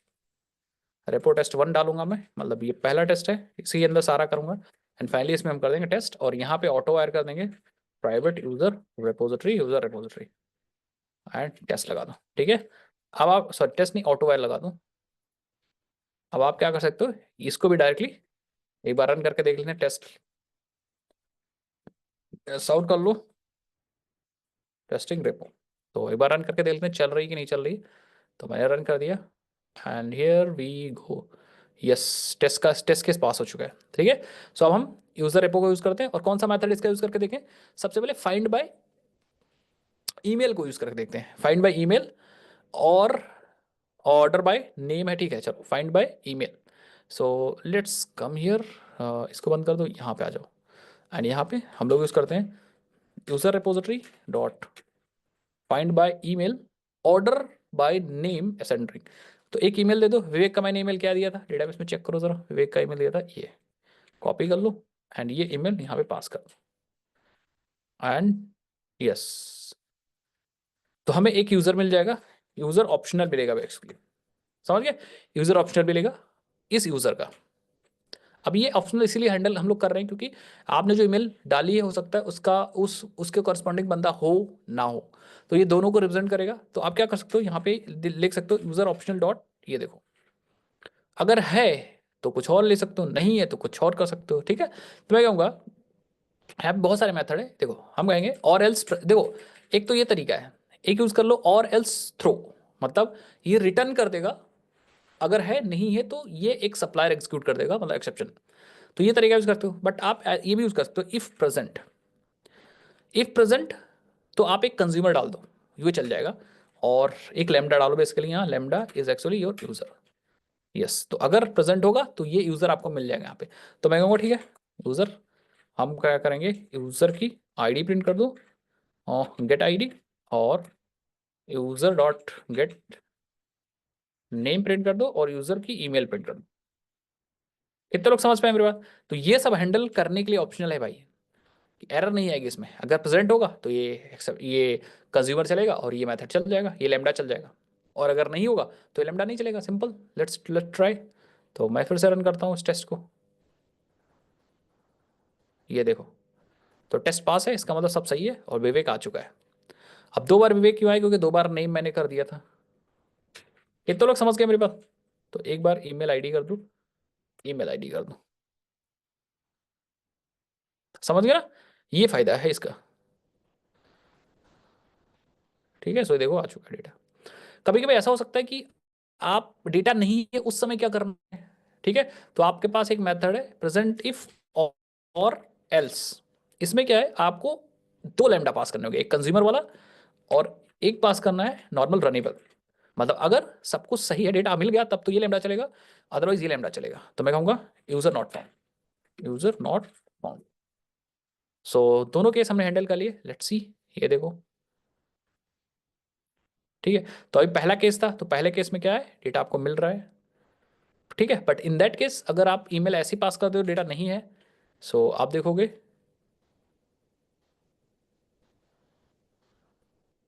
ये देखो यूजर नॉट फाउंड। कितने लोग समझ गए मेरी बात, हाउ मेनी ऑफ यू समझ गया, इसका मतलब काम सही कर रहा है वो मेथड। हाँ, कभी कभी आपको एक्चुअल डेटा रिटर्न करना है, so if you want data, तो आप अपने ऑप्शनल पे डॉट और एल्स थ्रो कर सकते हो। अगर डेटा है तो मिलेगा, otherwise new run time action throw कर देंगे, यूजर नॉट फाउंड। अब ये रिटर्न कर रहा है, ये कोई काम नहीं करेगा, ये यूजर को रिटर्न कर देगा, ये देखो यूजर को रिटर्न कर। इन दिस केस अगर डेटा है तो मिल जाएगा, नहीं है तो एक्सेप्शन आ जाएगी, और फिर आप ये तीनों लाइन यहाँ पे दोबारा से लिख सकते हो। तो इन दिस केस आपको डेटा मिल जा रहा है एक्चुअली रिटर्न होके, आप बाद में यूज कर सकते हो इसमें। ठीक है, दोनों कर सकते हो, समझ में आना चाहिए, कुछ भी करो आप। तो इस केस में देखो टेस्ट केस फेल हो गया, पता है क्यों, ये देखो टेस्ट केस इसलिए फेल हो गया क्योंकि ये लैम्डा चल गया और ये वाला यूजर है ही नहीं, विवेक थे बस, विवेक थे बस, ये देखो। तो कितने लोग समझ गए मेरी बात। अब जैसे आपको चेक करना है काउंट वाला, ठीक है, तो इसको क्या करूँ, थोड़ी देर के लिए इसको ऑप्शन कर दो, कमेंट कर दो। अब जैसे काउंट वाला चेक करना है तो मैं कहूँगा ठीक है, मैं कहूँगा user repository dot count by name. तो मैं कहूँगा विवेक से देखो कितने लोग हैं, विवेक, एंड लेट्स सी, और यहाँ पे एस आउट कर दो आई को। ठीक है, सो लेट्स रन। देखो विवेक से आई थिंक एक ही लोग हैं, विवेक से एक ही लोग हैं, बट अगर कुछ और नाम डालो तो यही बंदा नहीं है, इसका मतलब विवेक से 0 लोग आने चाहिए। ये देखो विवेक से 0 लोग हैं, समझ गए। एक और यूज़र अगर विवेक से रिलेटेड मैं इंसर्ट कर दूं, जैसे फॉर एग्जांपल चलो मैं क्या करता हूँ अपने मेन टेस्ट के अंदर, यहाँ पे मेन टेस्ट के अंदर, ये मेन टेस्ट है ना हमारा, मेन टेस्ट में अजाज खान नाम से एक और यूज़र इंसर्ट कर देते हैं। ये टेस्ट रन कर दो, अजाज खान से एक यूज़र और आ जाएगा, देखो आ चुका है, एक यूज़र और आ चुका है। अब इस नाम से हम क्या करेंगे, टेस्ट करते हैं, ज़रा आ जाओ यहाँ पे एंड इस नाम से टेस्ट करो, हमें 2 मिलना चाहिए आउटपुट। ये देखो भाई, देखो इसका मतलब वो मेथड परफेक्ट चल रहा है, कौन सा वाला, ये वाला मेथड, अकाउंट वाला। एग्जिस्ट बाय ईमेल चेक करना है, लेट्स सी बंदा है कि नहीं ईमेल में, तो भी चेक कर सकते हो। और लेट्स सी यहाँ पे आ जाओ, इसी के अंदर चेक कर लो, यूज़र डायरेक्टली प्रिंट कर दो यहाँ पे, user repository dot exist by email, और ईमेल डालो विवेक की तरह, viवेक@gmail.com। ट्रू फॉल्स प्रिंट कर देगा ये, बस मैं टेस्ट कर रहा हूँ मेथड सही काम कर रहे हैं कि नहीं, बाकी यूज इसको अपने हिसाब से करेंगे हम लोग। ये देखो है, लेकिन अगर कुछ गलत ईमेल आ जाएगी इसका मतलब, समझ गए सब लोग, तो यहाँ पे फॉल्स आ गया। तो ये है भाई फायदा। कुछ चीजें और देख लो, जैसे फॉर एग्जांपल हमने कहा विवेक, विवेक मैंने पास कर दिया है एज अ वी कैपिटल, अगर मैं रन करूं तो आप देखो ट्रू दे रहा है, ठीक है, इसका मतलब ये केसेस को भी नहीं ध्यान दे रहा है, कैपिटल वी और स्मॉल वी ले ले रहा है, ठीक है। तो इग्नोर इग्नोर केस लगा के केस इग्नोर कर सकते हैं, वैसे भी ये इग्नोर ही कर रहा है स्टार्टिंग, ठीक है। सो ये सब चीज कर सकते हैं। अब कितने लोग ट्रस्ट कर लोगे कि ये सारे मेथड सही चलेंगे, और कितने लोग टेस्ट करोगे एक एक मेथड घर में बैठ के। एक एक हम कंटेनिंग वाला कर लेते हैं जरा, लाइक वाला कर ले, कंटेनिंग वाला, ठीक है। सो लाइक वाला कर लेते हैं, ठीक है। ठीक है, तो चलो लाइक वाला कर लेते हैं, user repository dot find bye, हाँ, नेम कंटेनिंग, और नेम में मैं कहता हूँ वीई, देखते हैं कितने लोगों में भाई।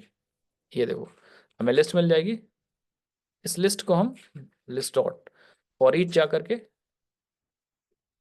मैं क्या करूंगा, यूजर मिलेगा and I will just print the name, sort करूंगा, और नेम यहाँ पे मैं प्रिंट कर दूंगा यूजर डॉट गेट नेम। देखते हैं वीई कितने नाम के अंदर है, ये देखो एक विवेक के अंदर है। आजाज देखते हैं ए जेड कितने में है,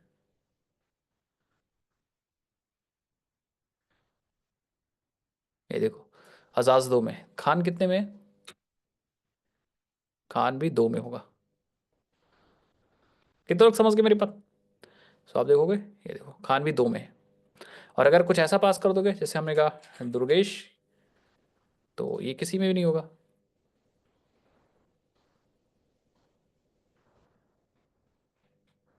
पैटर्न किसी में नहीं, सो रिजल्ट 0 मिला। अक्षांश देख लीजिएगा, अब आप टेस्ट कर लीजिएगा, कोई दिक्कत होगी तो बताइएगा मुझे, ठीक है। अब हम लोग आगे बढ़ते हैं, एक कॉन्सेप्ट आज के लिए और कवर अप कर लेते हैं, ठीक है। इतने सारे मेथड हम लोग ने कवर कर लिए, बताओ इतना प्रैक्टिस करने के मैंने बता दिया कि इतने सारे मेथड बनाना सिखा दिया मैंने आपको, ठीक है। अब क्वेरी मेथड्स देख लेते हैं, ठीक है। ये मेथड्स थे अभी कस्टम मेथड्स जो हम बना रहे थे, और कस्टम मेथड्स थे, कस्टम फाइंडर मेथड्स भी बोल सकते हो इनको, या ऑटोमेटिक मेथड्स थे, इनका नाम क्या था भाई हम लोग ने यहाँ देखा था, यहाँ पे ये थे डिफाइनिंग क्वेरी मेथड्स, ये एक्चुअली क्वेरी मेथड्स थे, query methods, query methods, methods query methods थे। क्वेरी मेथड्स में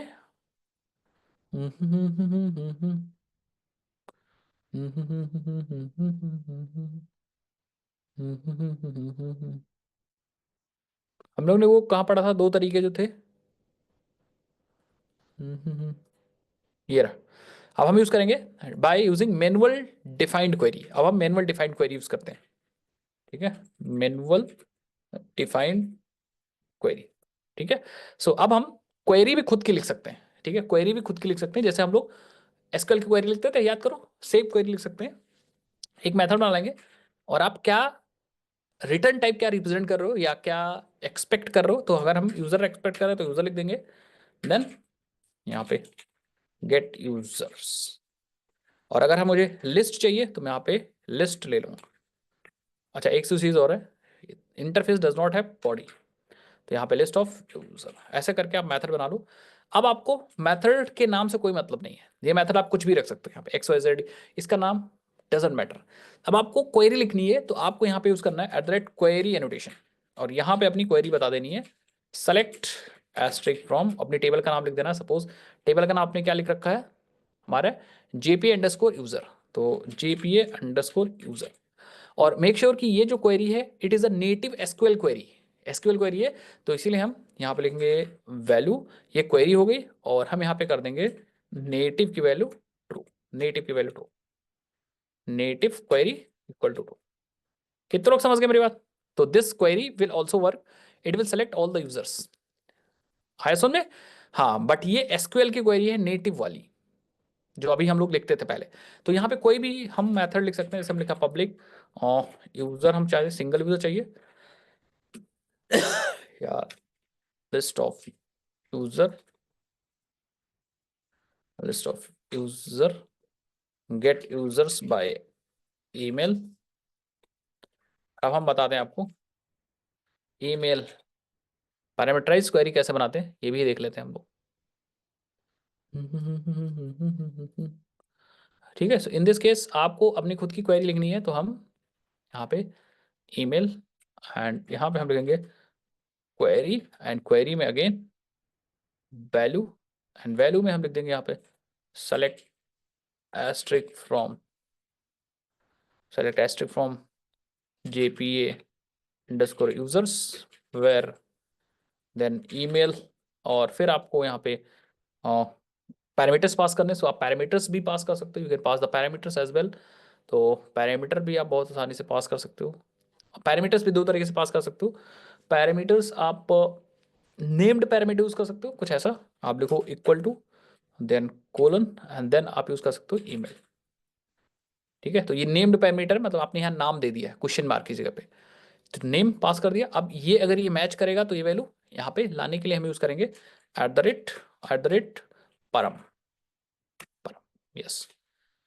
ठीक है, एंड इसके अंदर भी आप लिख सकते हो क्या पता है, यस, अपने पैरामीटर का नाम, दैट इज द ईमेल।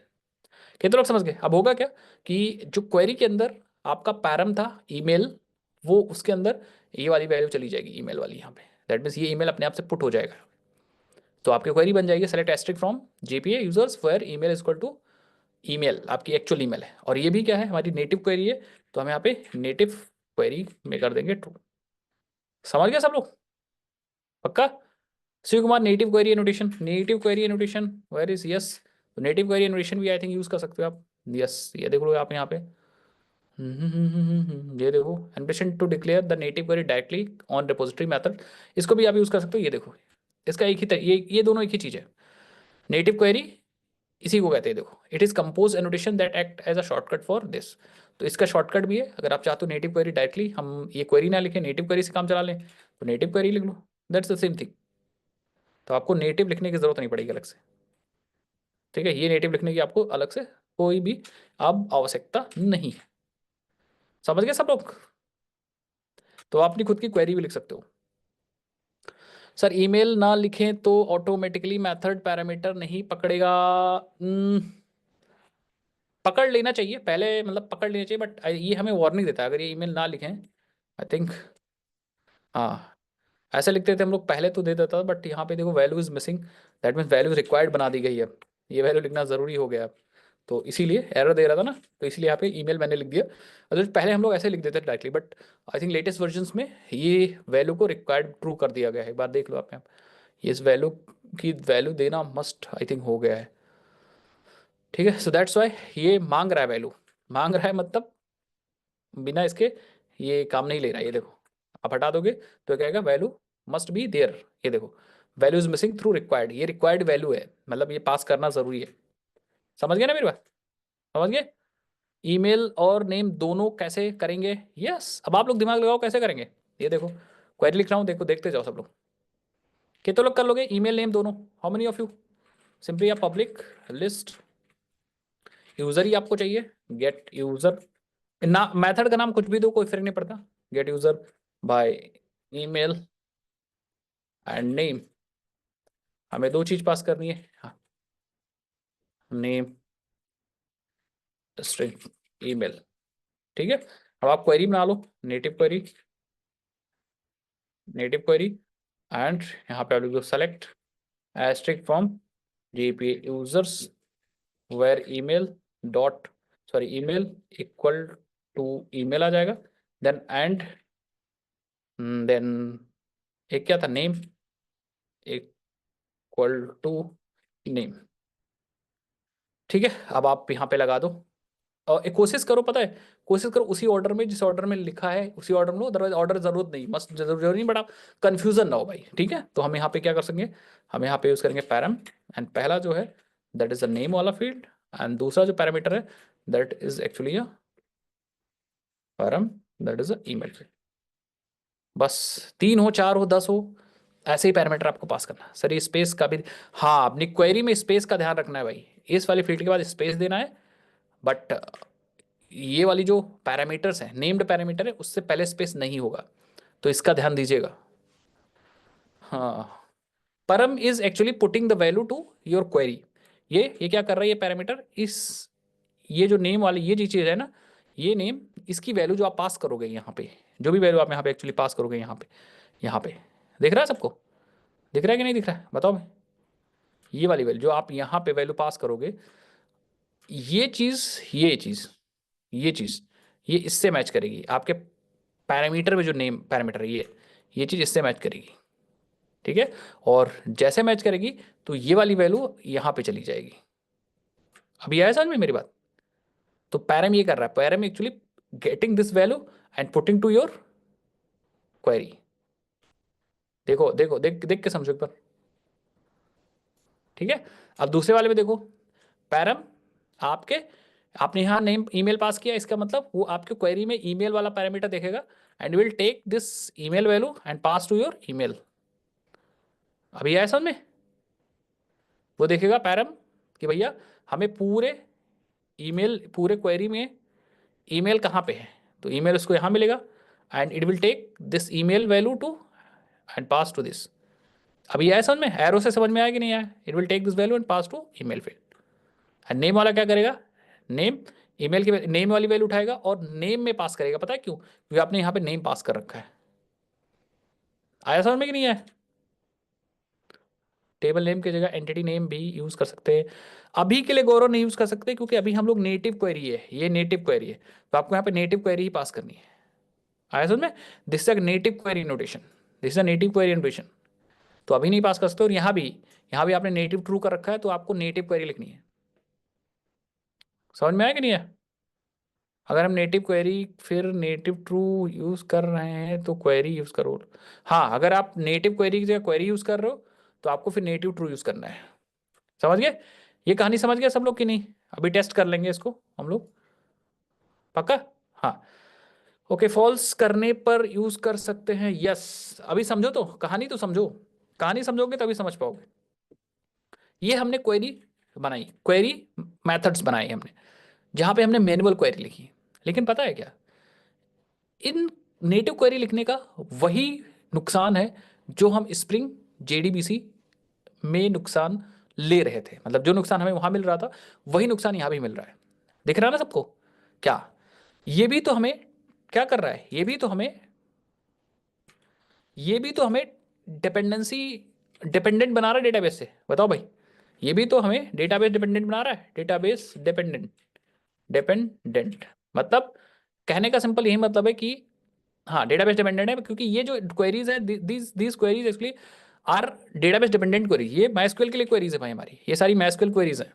ये क्वेरीज, ये जो आपने लिखा है, ये माइस्क्यूएल की क्वेरीज हैं। तो अगर आप माइस्क्यूएल क्वेरीज यहाँ लिख दोगे तो प्रॉब्लम हो जाएगी ना। दीज आर एसक्यूएल या माइस्क्यूएल क्वेरीज, नेटिव क्वेरीज हैं, native, these are the native query. और नेटिव क्वेरीज का मतलब क्या है? प्रॉब्लम, प्रॉब्लम ही प्रॉब्लम। समझ गया ना मेरी बात? नेटिव क्वेरीज है प्रॉब्लम ही प्रॉब्लम, मतलब डेटाबेस डिपेंडेंट बना देगी क्वेरीज, तो आप बाद में डेटाबेस चेंज नहीं कर पाओगे। तो इसीलिए हम लोग यहाँ पे अवॉइड यूजिंग नेटिव क्वेरीज, ये क्वेरीज आपको नहीं यूज करना है जब तक बहुत ज़्यादा जरूरत ना हो। समझे? जब तक बहुत ज़्यादा जरूरत ना हो। तो अब आप लोग कहोगे सर यूज़ क्या करेंगे फिर? तो यूज़ करने के लिए हमारे पास यहाँ पे दूसरी टाइप की क्वेरीज हैं, दैट इज एक्चुअली एचक्यूएल। इनको एचक्यूएल बोल लो, अगर हाइबरनेट क्वेरी लैंग्वेज, हाइबरनेट की लैंग्वेज बोलना चाह रहे हो, या आप जेपीक्यूएल बोल लो, जावा परसिस्टेंट क्वेरी लैंग्वेज या जकार्ता परसिस्टेंट क्वेरी लैंग्वेज। आया समझ में? तो दोनों एक ही हैं, दोनों एक ही हैं। अब आप कहोगे ये नई क्वेरीज है क्या और हमें नई नई तरीके से सीखनी पड़ेगी क्या? तो मैं कहूँगा बिल्कुल नहीं, आपको इनको सीखे नए तरीके से सीखने की जरूरत नहीं है। कितने लोग समझ गए? बस इनको बनाना सीखिए, मेरे साथ बनाना सीखिए, लगभग सेम है। क्रिएट करना सीखिए इनके साथ बस, ठीक है? हमारे साथ सीखिए। जेपीक्यूएल क्या होती है? जेपीक्यूएल क्वेरीज आपके एंटिटीज पे काम करती हैं, टेबल्स पे नहीं काम करती हैं। मतलब जो आपने यहाँ पे क्लासेस बनाई है, this query works on this entity, ठीक है? तो आप जो क्वेरी यहाँ पे लगाओगे it will actually work like कि भैया हम एंटिटी पे क्वेरी लिख रहे हैं, ना कि हम किसी नेटिव टेबल पे क्वेरी लिख रहे हैं। कितने लोग मेरी बात समझ पा रहे हो? मेरी कोई बताएगा भाई?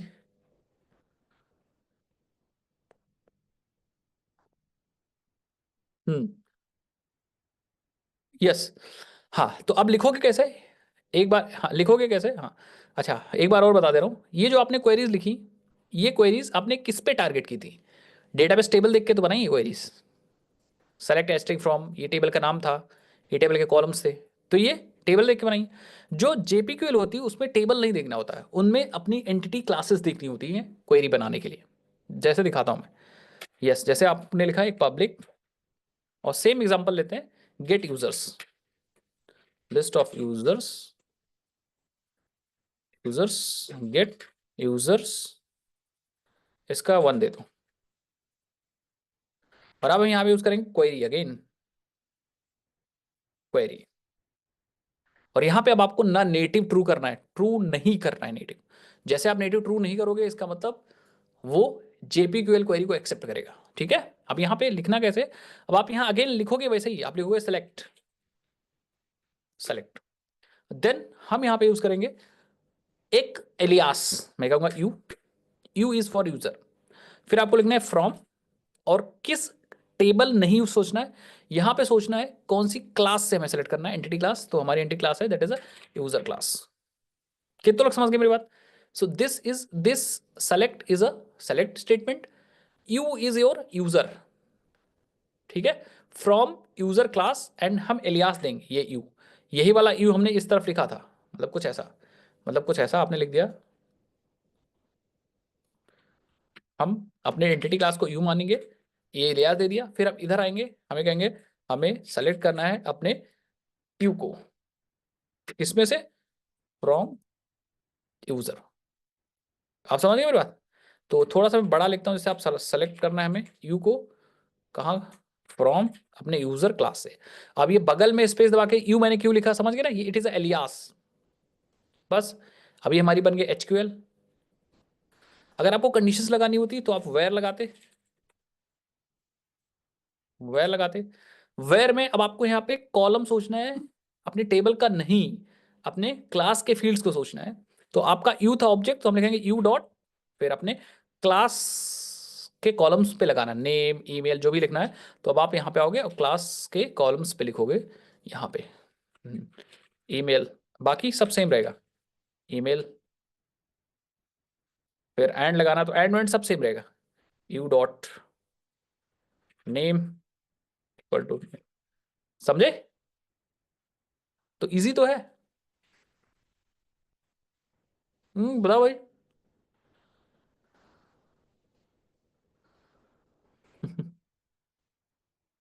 बस एलियास है, एलियास थोड़ा आसान बना रहा है। हाँ, एलियास थोड़ा आसान बना रहा है। अच्छा एक क्वेरी और बता रहा हूँ, जैसे फॉर एग्जांपल हमें चाहिए, लेट सपोज कि हमारे पास एक एड्रेस का सिटी है, हम चाहते हैं वो सारे यूजर्स जो लखनऊ वाले हैं वो आ जाएं। हाँ, बस क्वेश्चन देखो, क्वेश्चन देखो हमारा। क्वेश्चन ये कहता है कि हमें वो सारे यूजर्स का यूजर सेलेक्ट करने लखनऊ वाले, मतलब सिटी पे हमें क्या लगाना है? सिटी पे हमें लगाना है, क्या लगाना है सिटी पे बताओ भाई? वेयर कंडीशन लगानी है सिटी पे। हाँ, सिटी पे एक वेयर कंडीशन लगानी है।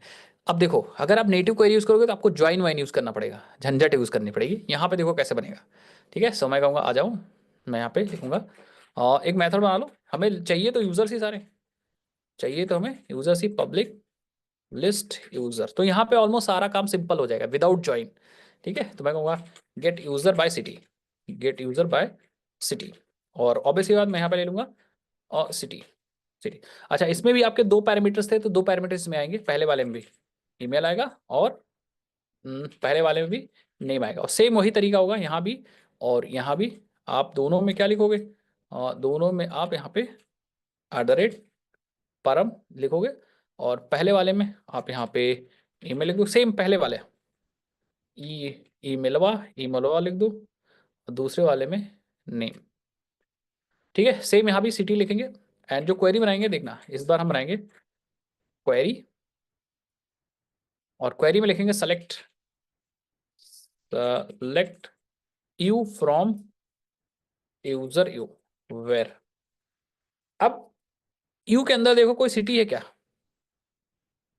यू के अंदर सिटी है, बताओ भाई, यू के अंदर सिटी है, यूजर आईडी है, नेम है, ईमेल है, इज एक्टिव है, एज है, एक्स्ट्रा इंफॉर्मेशन एड्रेस है। अब हमें पता है कि यार सिटी तो यहाँ नहीं है, एड्रेस के अंदर सिटी है। हाँ, एड्रेस के अंदर सिटी है। तो हम क्या कर सकते हैं पता है, हम लोग यहाँ पे बहुत इंटरेस्टिंग चीज कर सकते हैं। हम लोग यहाँ पे लिख सकते हैं एड्रेस, ये वाली फील्ड, देन एड्रेस के अंदर डॉट लगा के हम, सिटी होता है कंट्री मान लो, ठीक है, तो हम कहेंगे चलो कंट्री, हाँ कंट्री पे लगा दो, सिटी तो हमारा फील्ड ही नहीं ना, तो इसको कंट्री कर दो, कंट्री। तो हम यहाँ पे एक डॉट और लगाएंगे, country, and then again equal to, and then country. तो ये हो गया भाई, यू डॉट यू मतलब यूजर ऑब्जेक्ट के अंदर एड्रेस है, एड्रेस के ऑब्जेक्ट के अंदर कंट्री है, समझ गए। तो बाय कंट्री कर दो इसको, बाय कंट्री कर दो।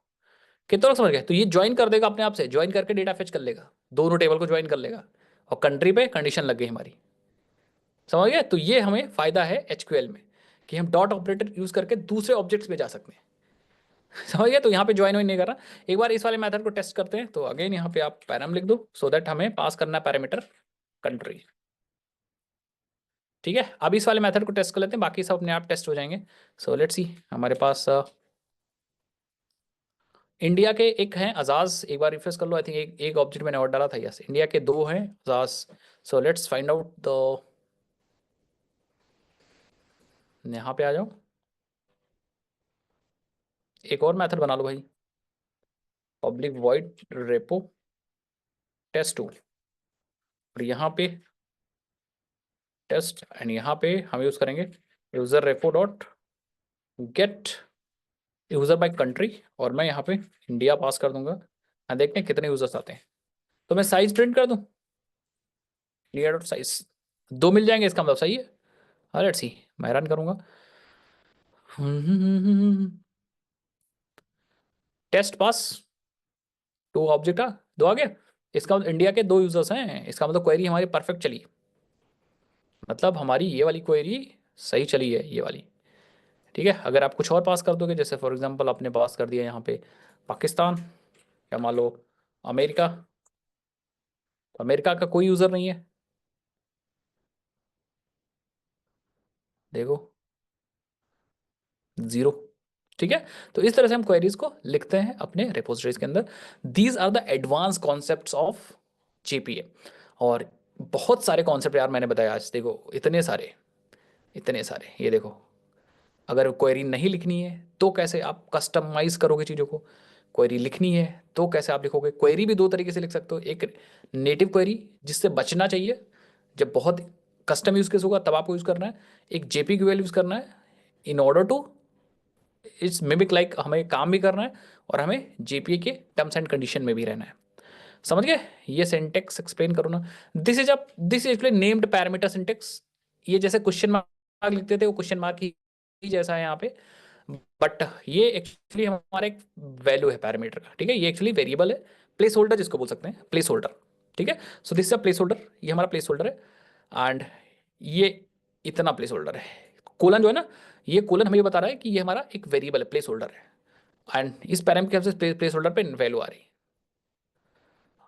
विच इज फास्टर, फास्टर तो हमेशा नेटिव क्वेरीज ही होंगी भाई, ये चीज़ याद रखना। ठीक है, क्योंकि ये डायरेक्ट चलती हैं, और ये क्वेरीज कहीं ना कहीं नेटिव क्वेरीज में कन्वर्ट होती हैं। ठीक है, ये क्वेरीज डायरेक्टली नहीं चलेंगी भाई, ये चीज़ याद रखना। These queries are not executed directly on your database, ये क्वेरीज जेपीए के द्वारा कन्वर्ट की जाएंगी इस क्वेरीज में। अभी आया समझ में। ये क्वेरीज कन्वर्ट की जाएंगी इस क्वेरीज में, तब जाके ये क्वेरीज फायर होंगी। तो हमेशा फास्टर आपकी नेटिव क्वेरीज ही होती हैं। बट नेटिव क्वेरीज में दिक्कत है कि ये डेटाबेस डिपेंडेंट बना देंगी। तो इसीलिए बढ़िया है कि आप जेपी क्वेरी यूज़ करो। जब बहुत ज़्यादा डेटा होगा, बहुत ज़्यादा डेटा इंटेंसिव एप्लीकेशन होगा, तब आपको नेटिव क्वेरीज की सलाह दे दी जाएगी। बट अदरवाइज आप यूज़ करो नेटिव क्वेरीज, नहीं यूज़ करनी आप। मोस्टली लार्ज प्रोजेक्ट्स में इस किसको प्रेफर करते हैं, डिपेंड भाई कि आपका प्रोजेक्ट कैसा है। ठीक है, जेपीक्यूएल यूज़ करते हैं बहुत सारे लोग, क्योंकि काम हो जाता है लगभग। ठीक है, बट ये भी यूज़ होता है, ऐसा नहीं कि नहीं यूज़ होता। इसमें लॉगिन वाला कर लिया, किसमें लॉगिन वाला सर प्लीज एससीएम। अच्छा, इसमें लॉगिन वाला कर लिया है। एससीएम2 प्रोजेक्ट को कंप्लीट करवा दीजिए। उसमें अभी ईमेल सेंड करना या मैसेज भेजना, ये सब बाकी। ईमेल सेंड करना बता दिया भाई, नीचे पढ़ो, नीचे पढ़ो सब, उसमें होस्टिंग होस्टिंग सब बता दी। ईमेल एससीएम 2.0 में विनय, कोई दिक्कत नहीं है, चुपचाप यूज़ कर सकते हैं।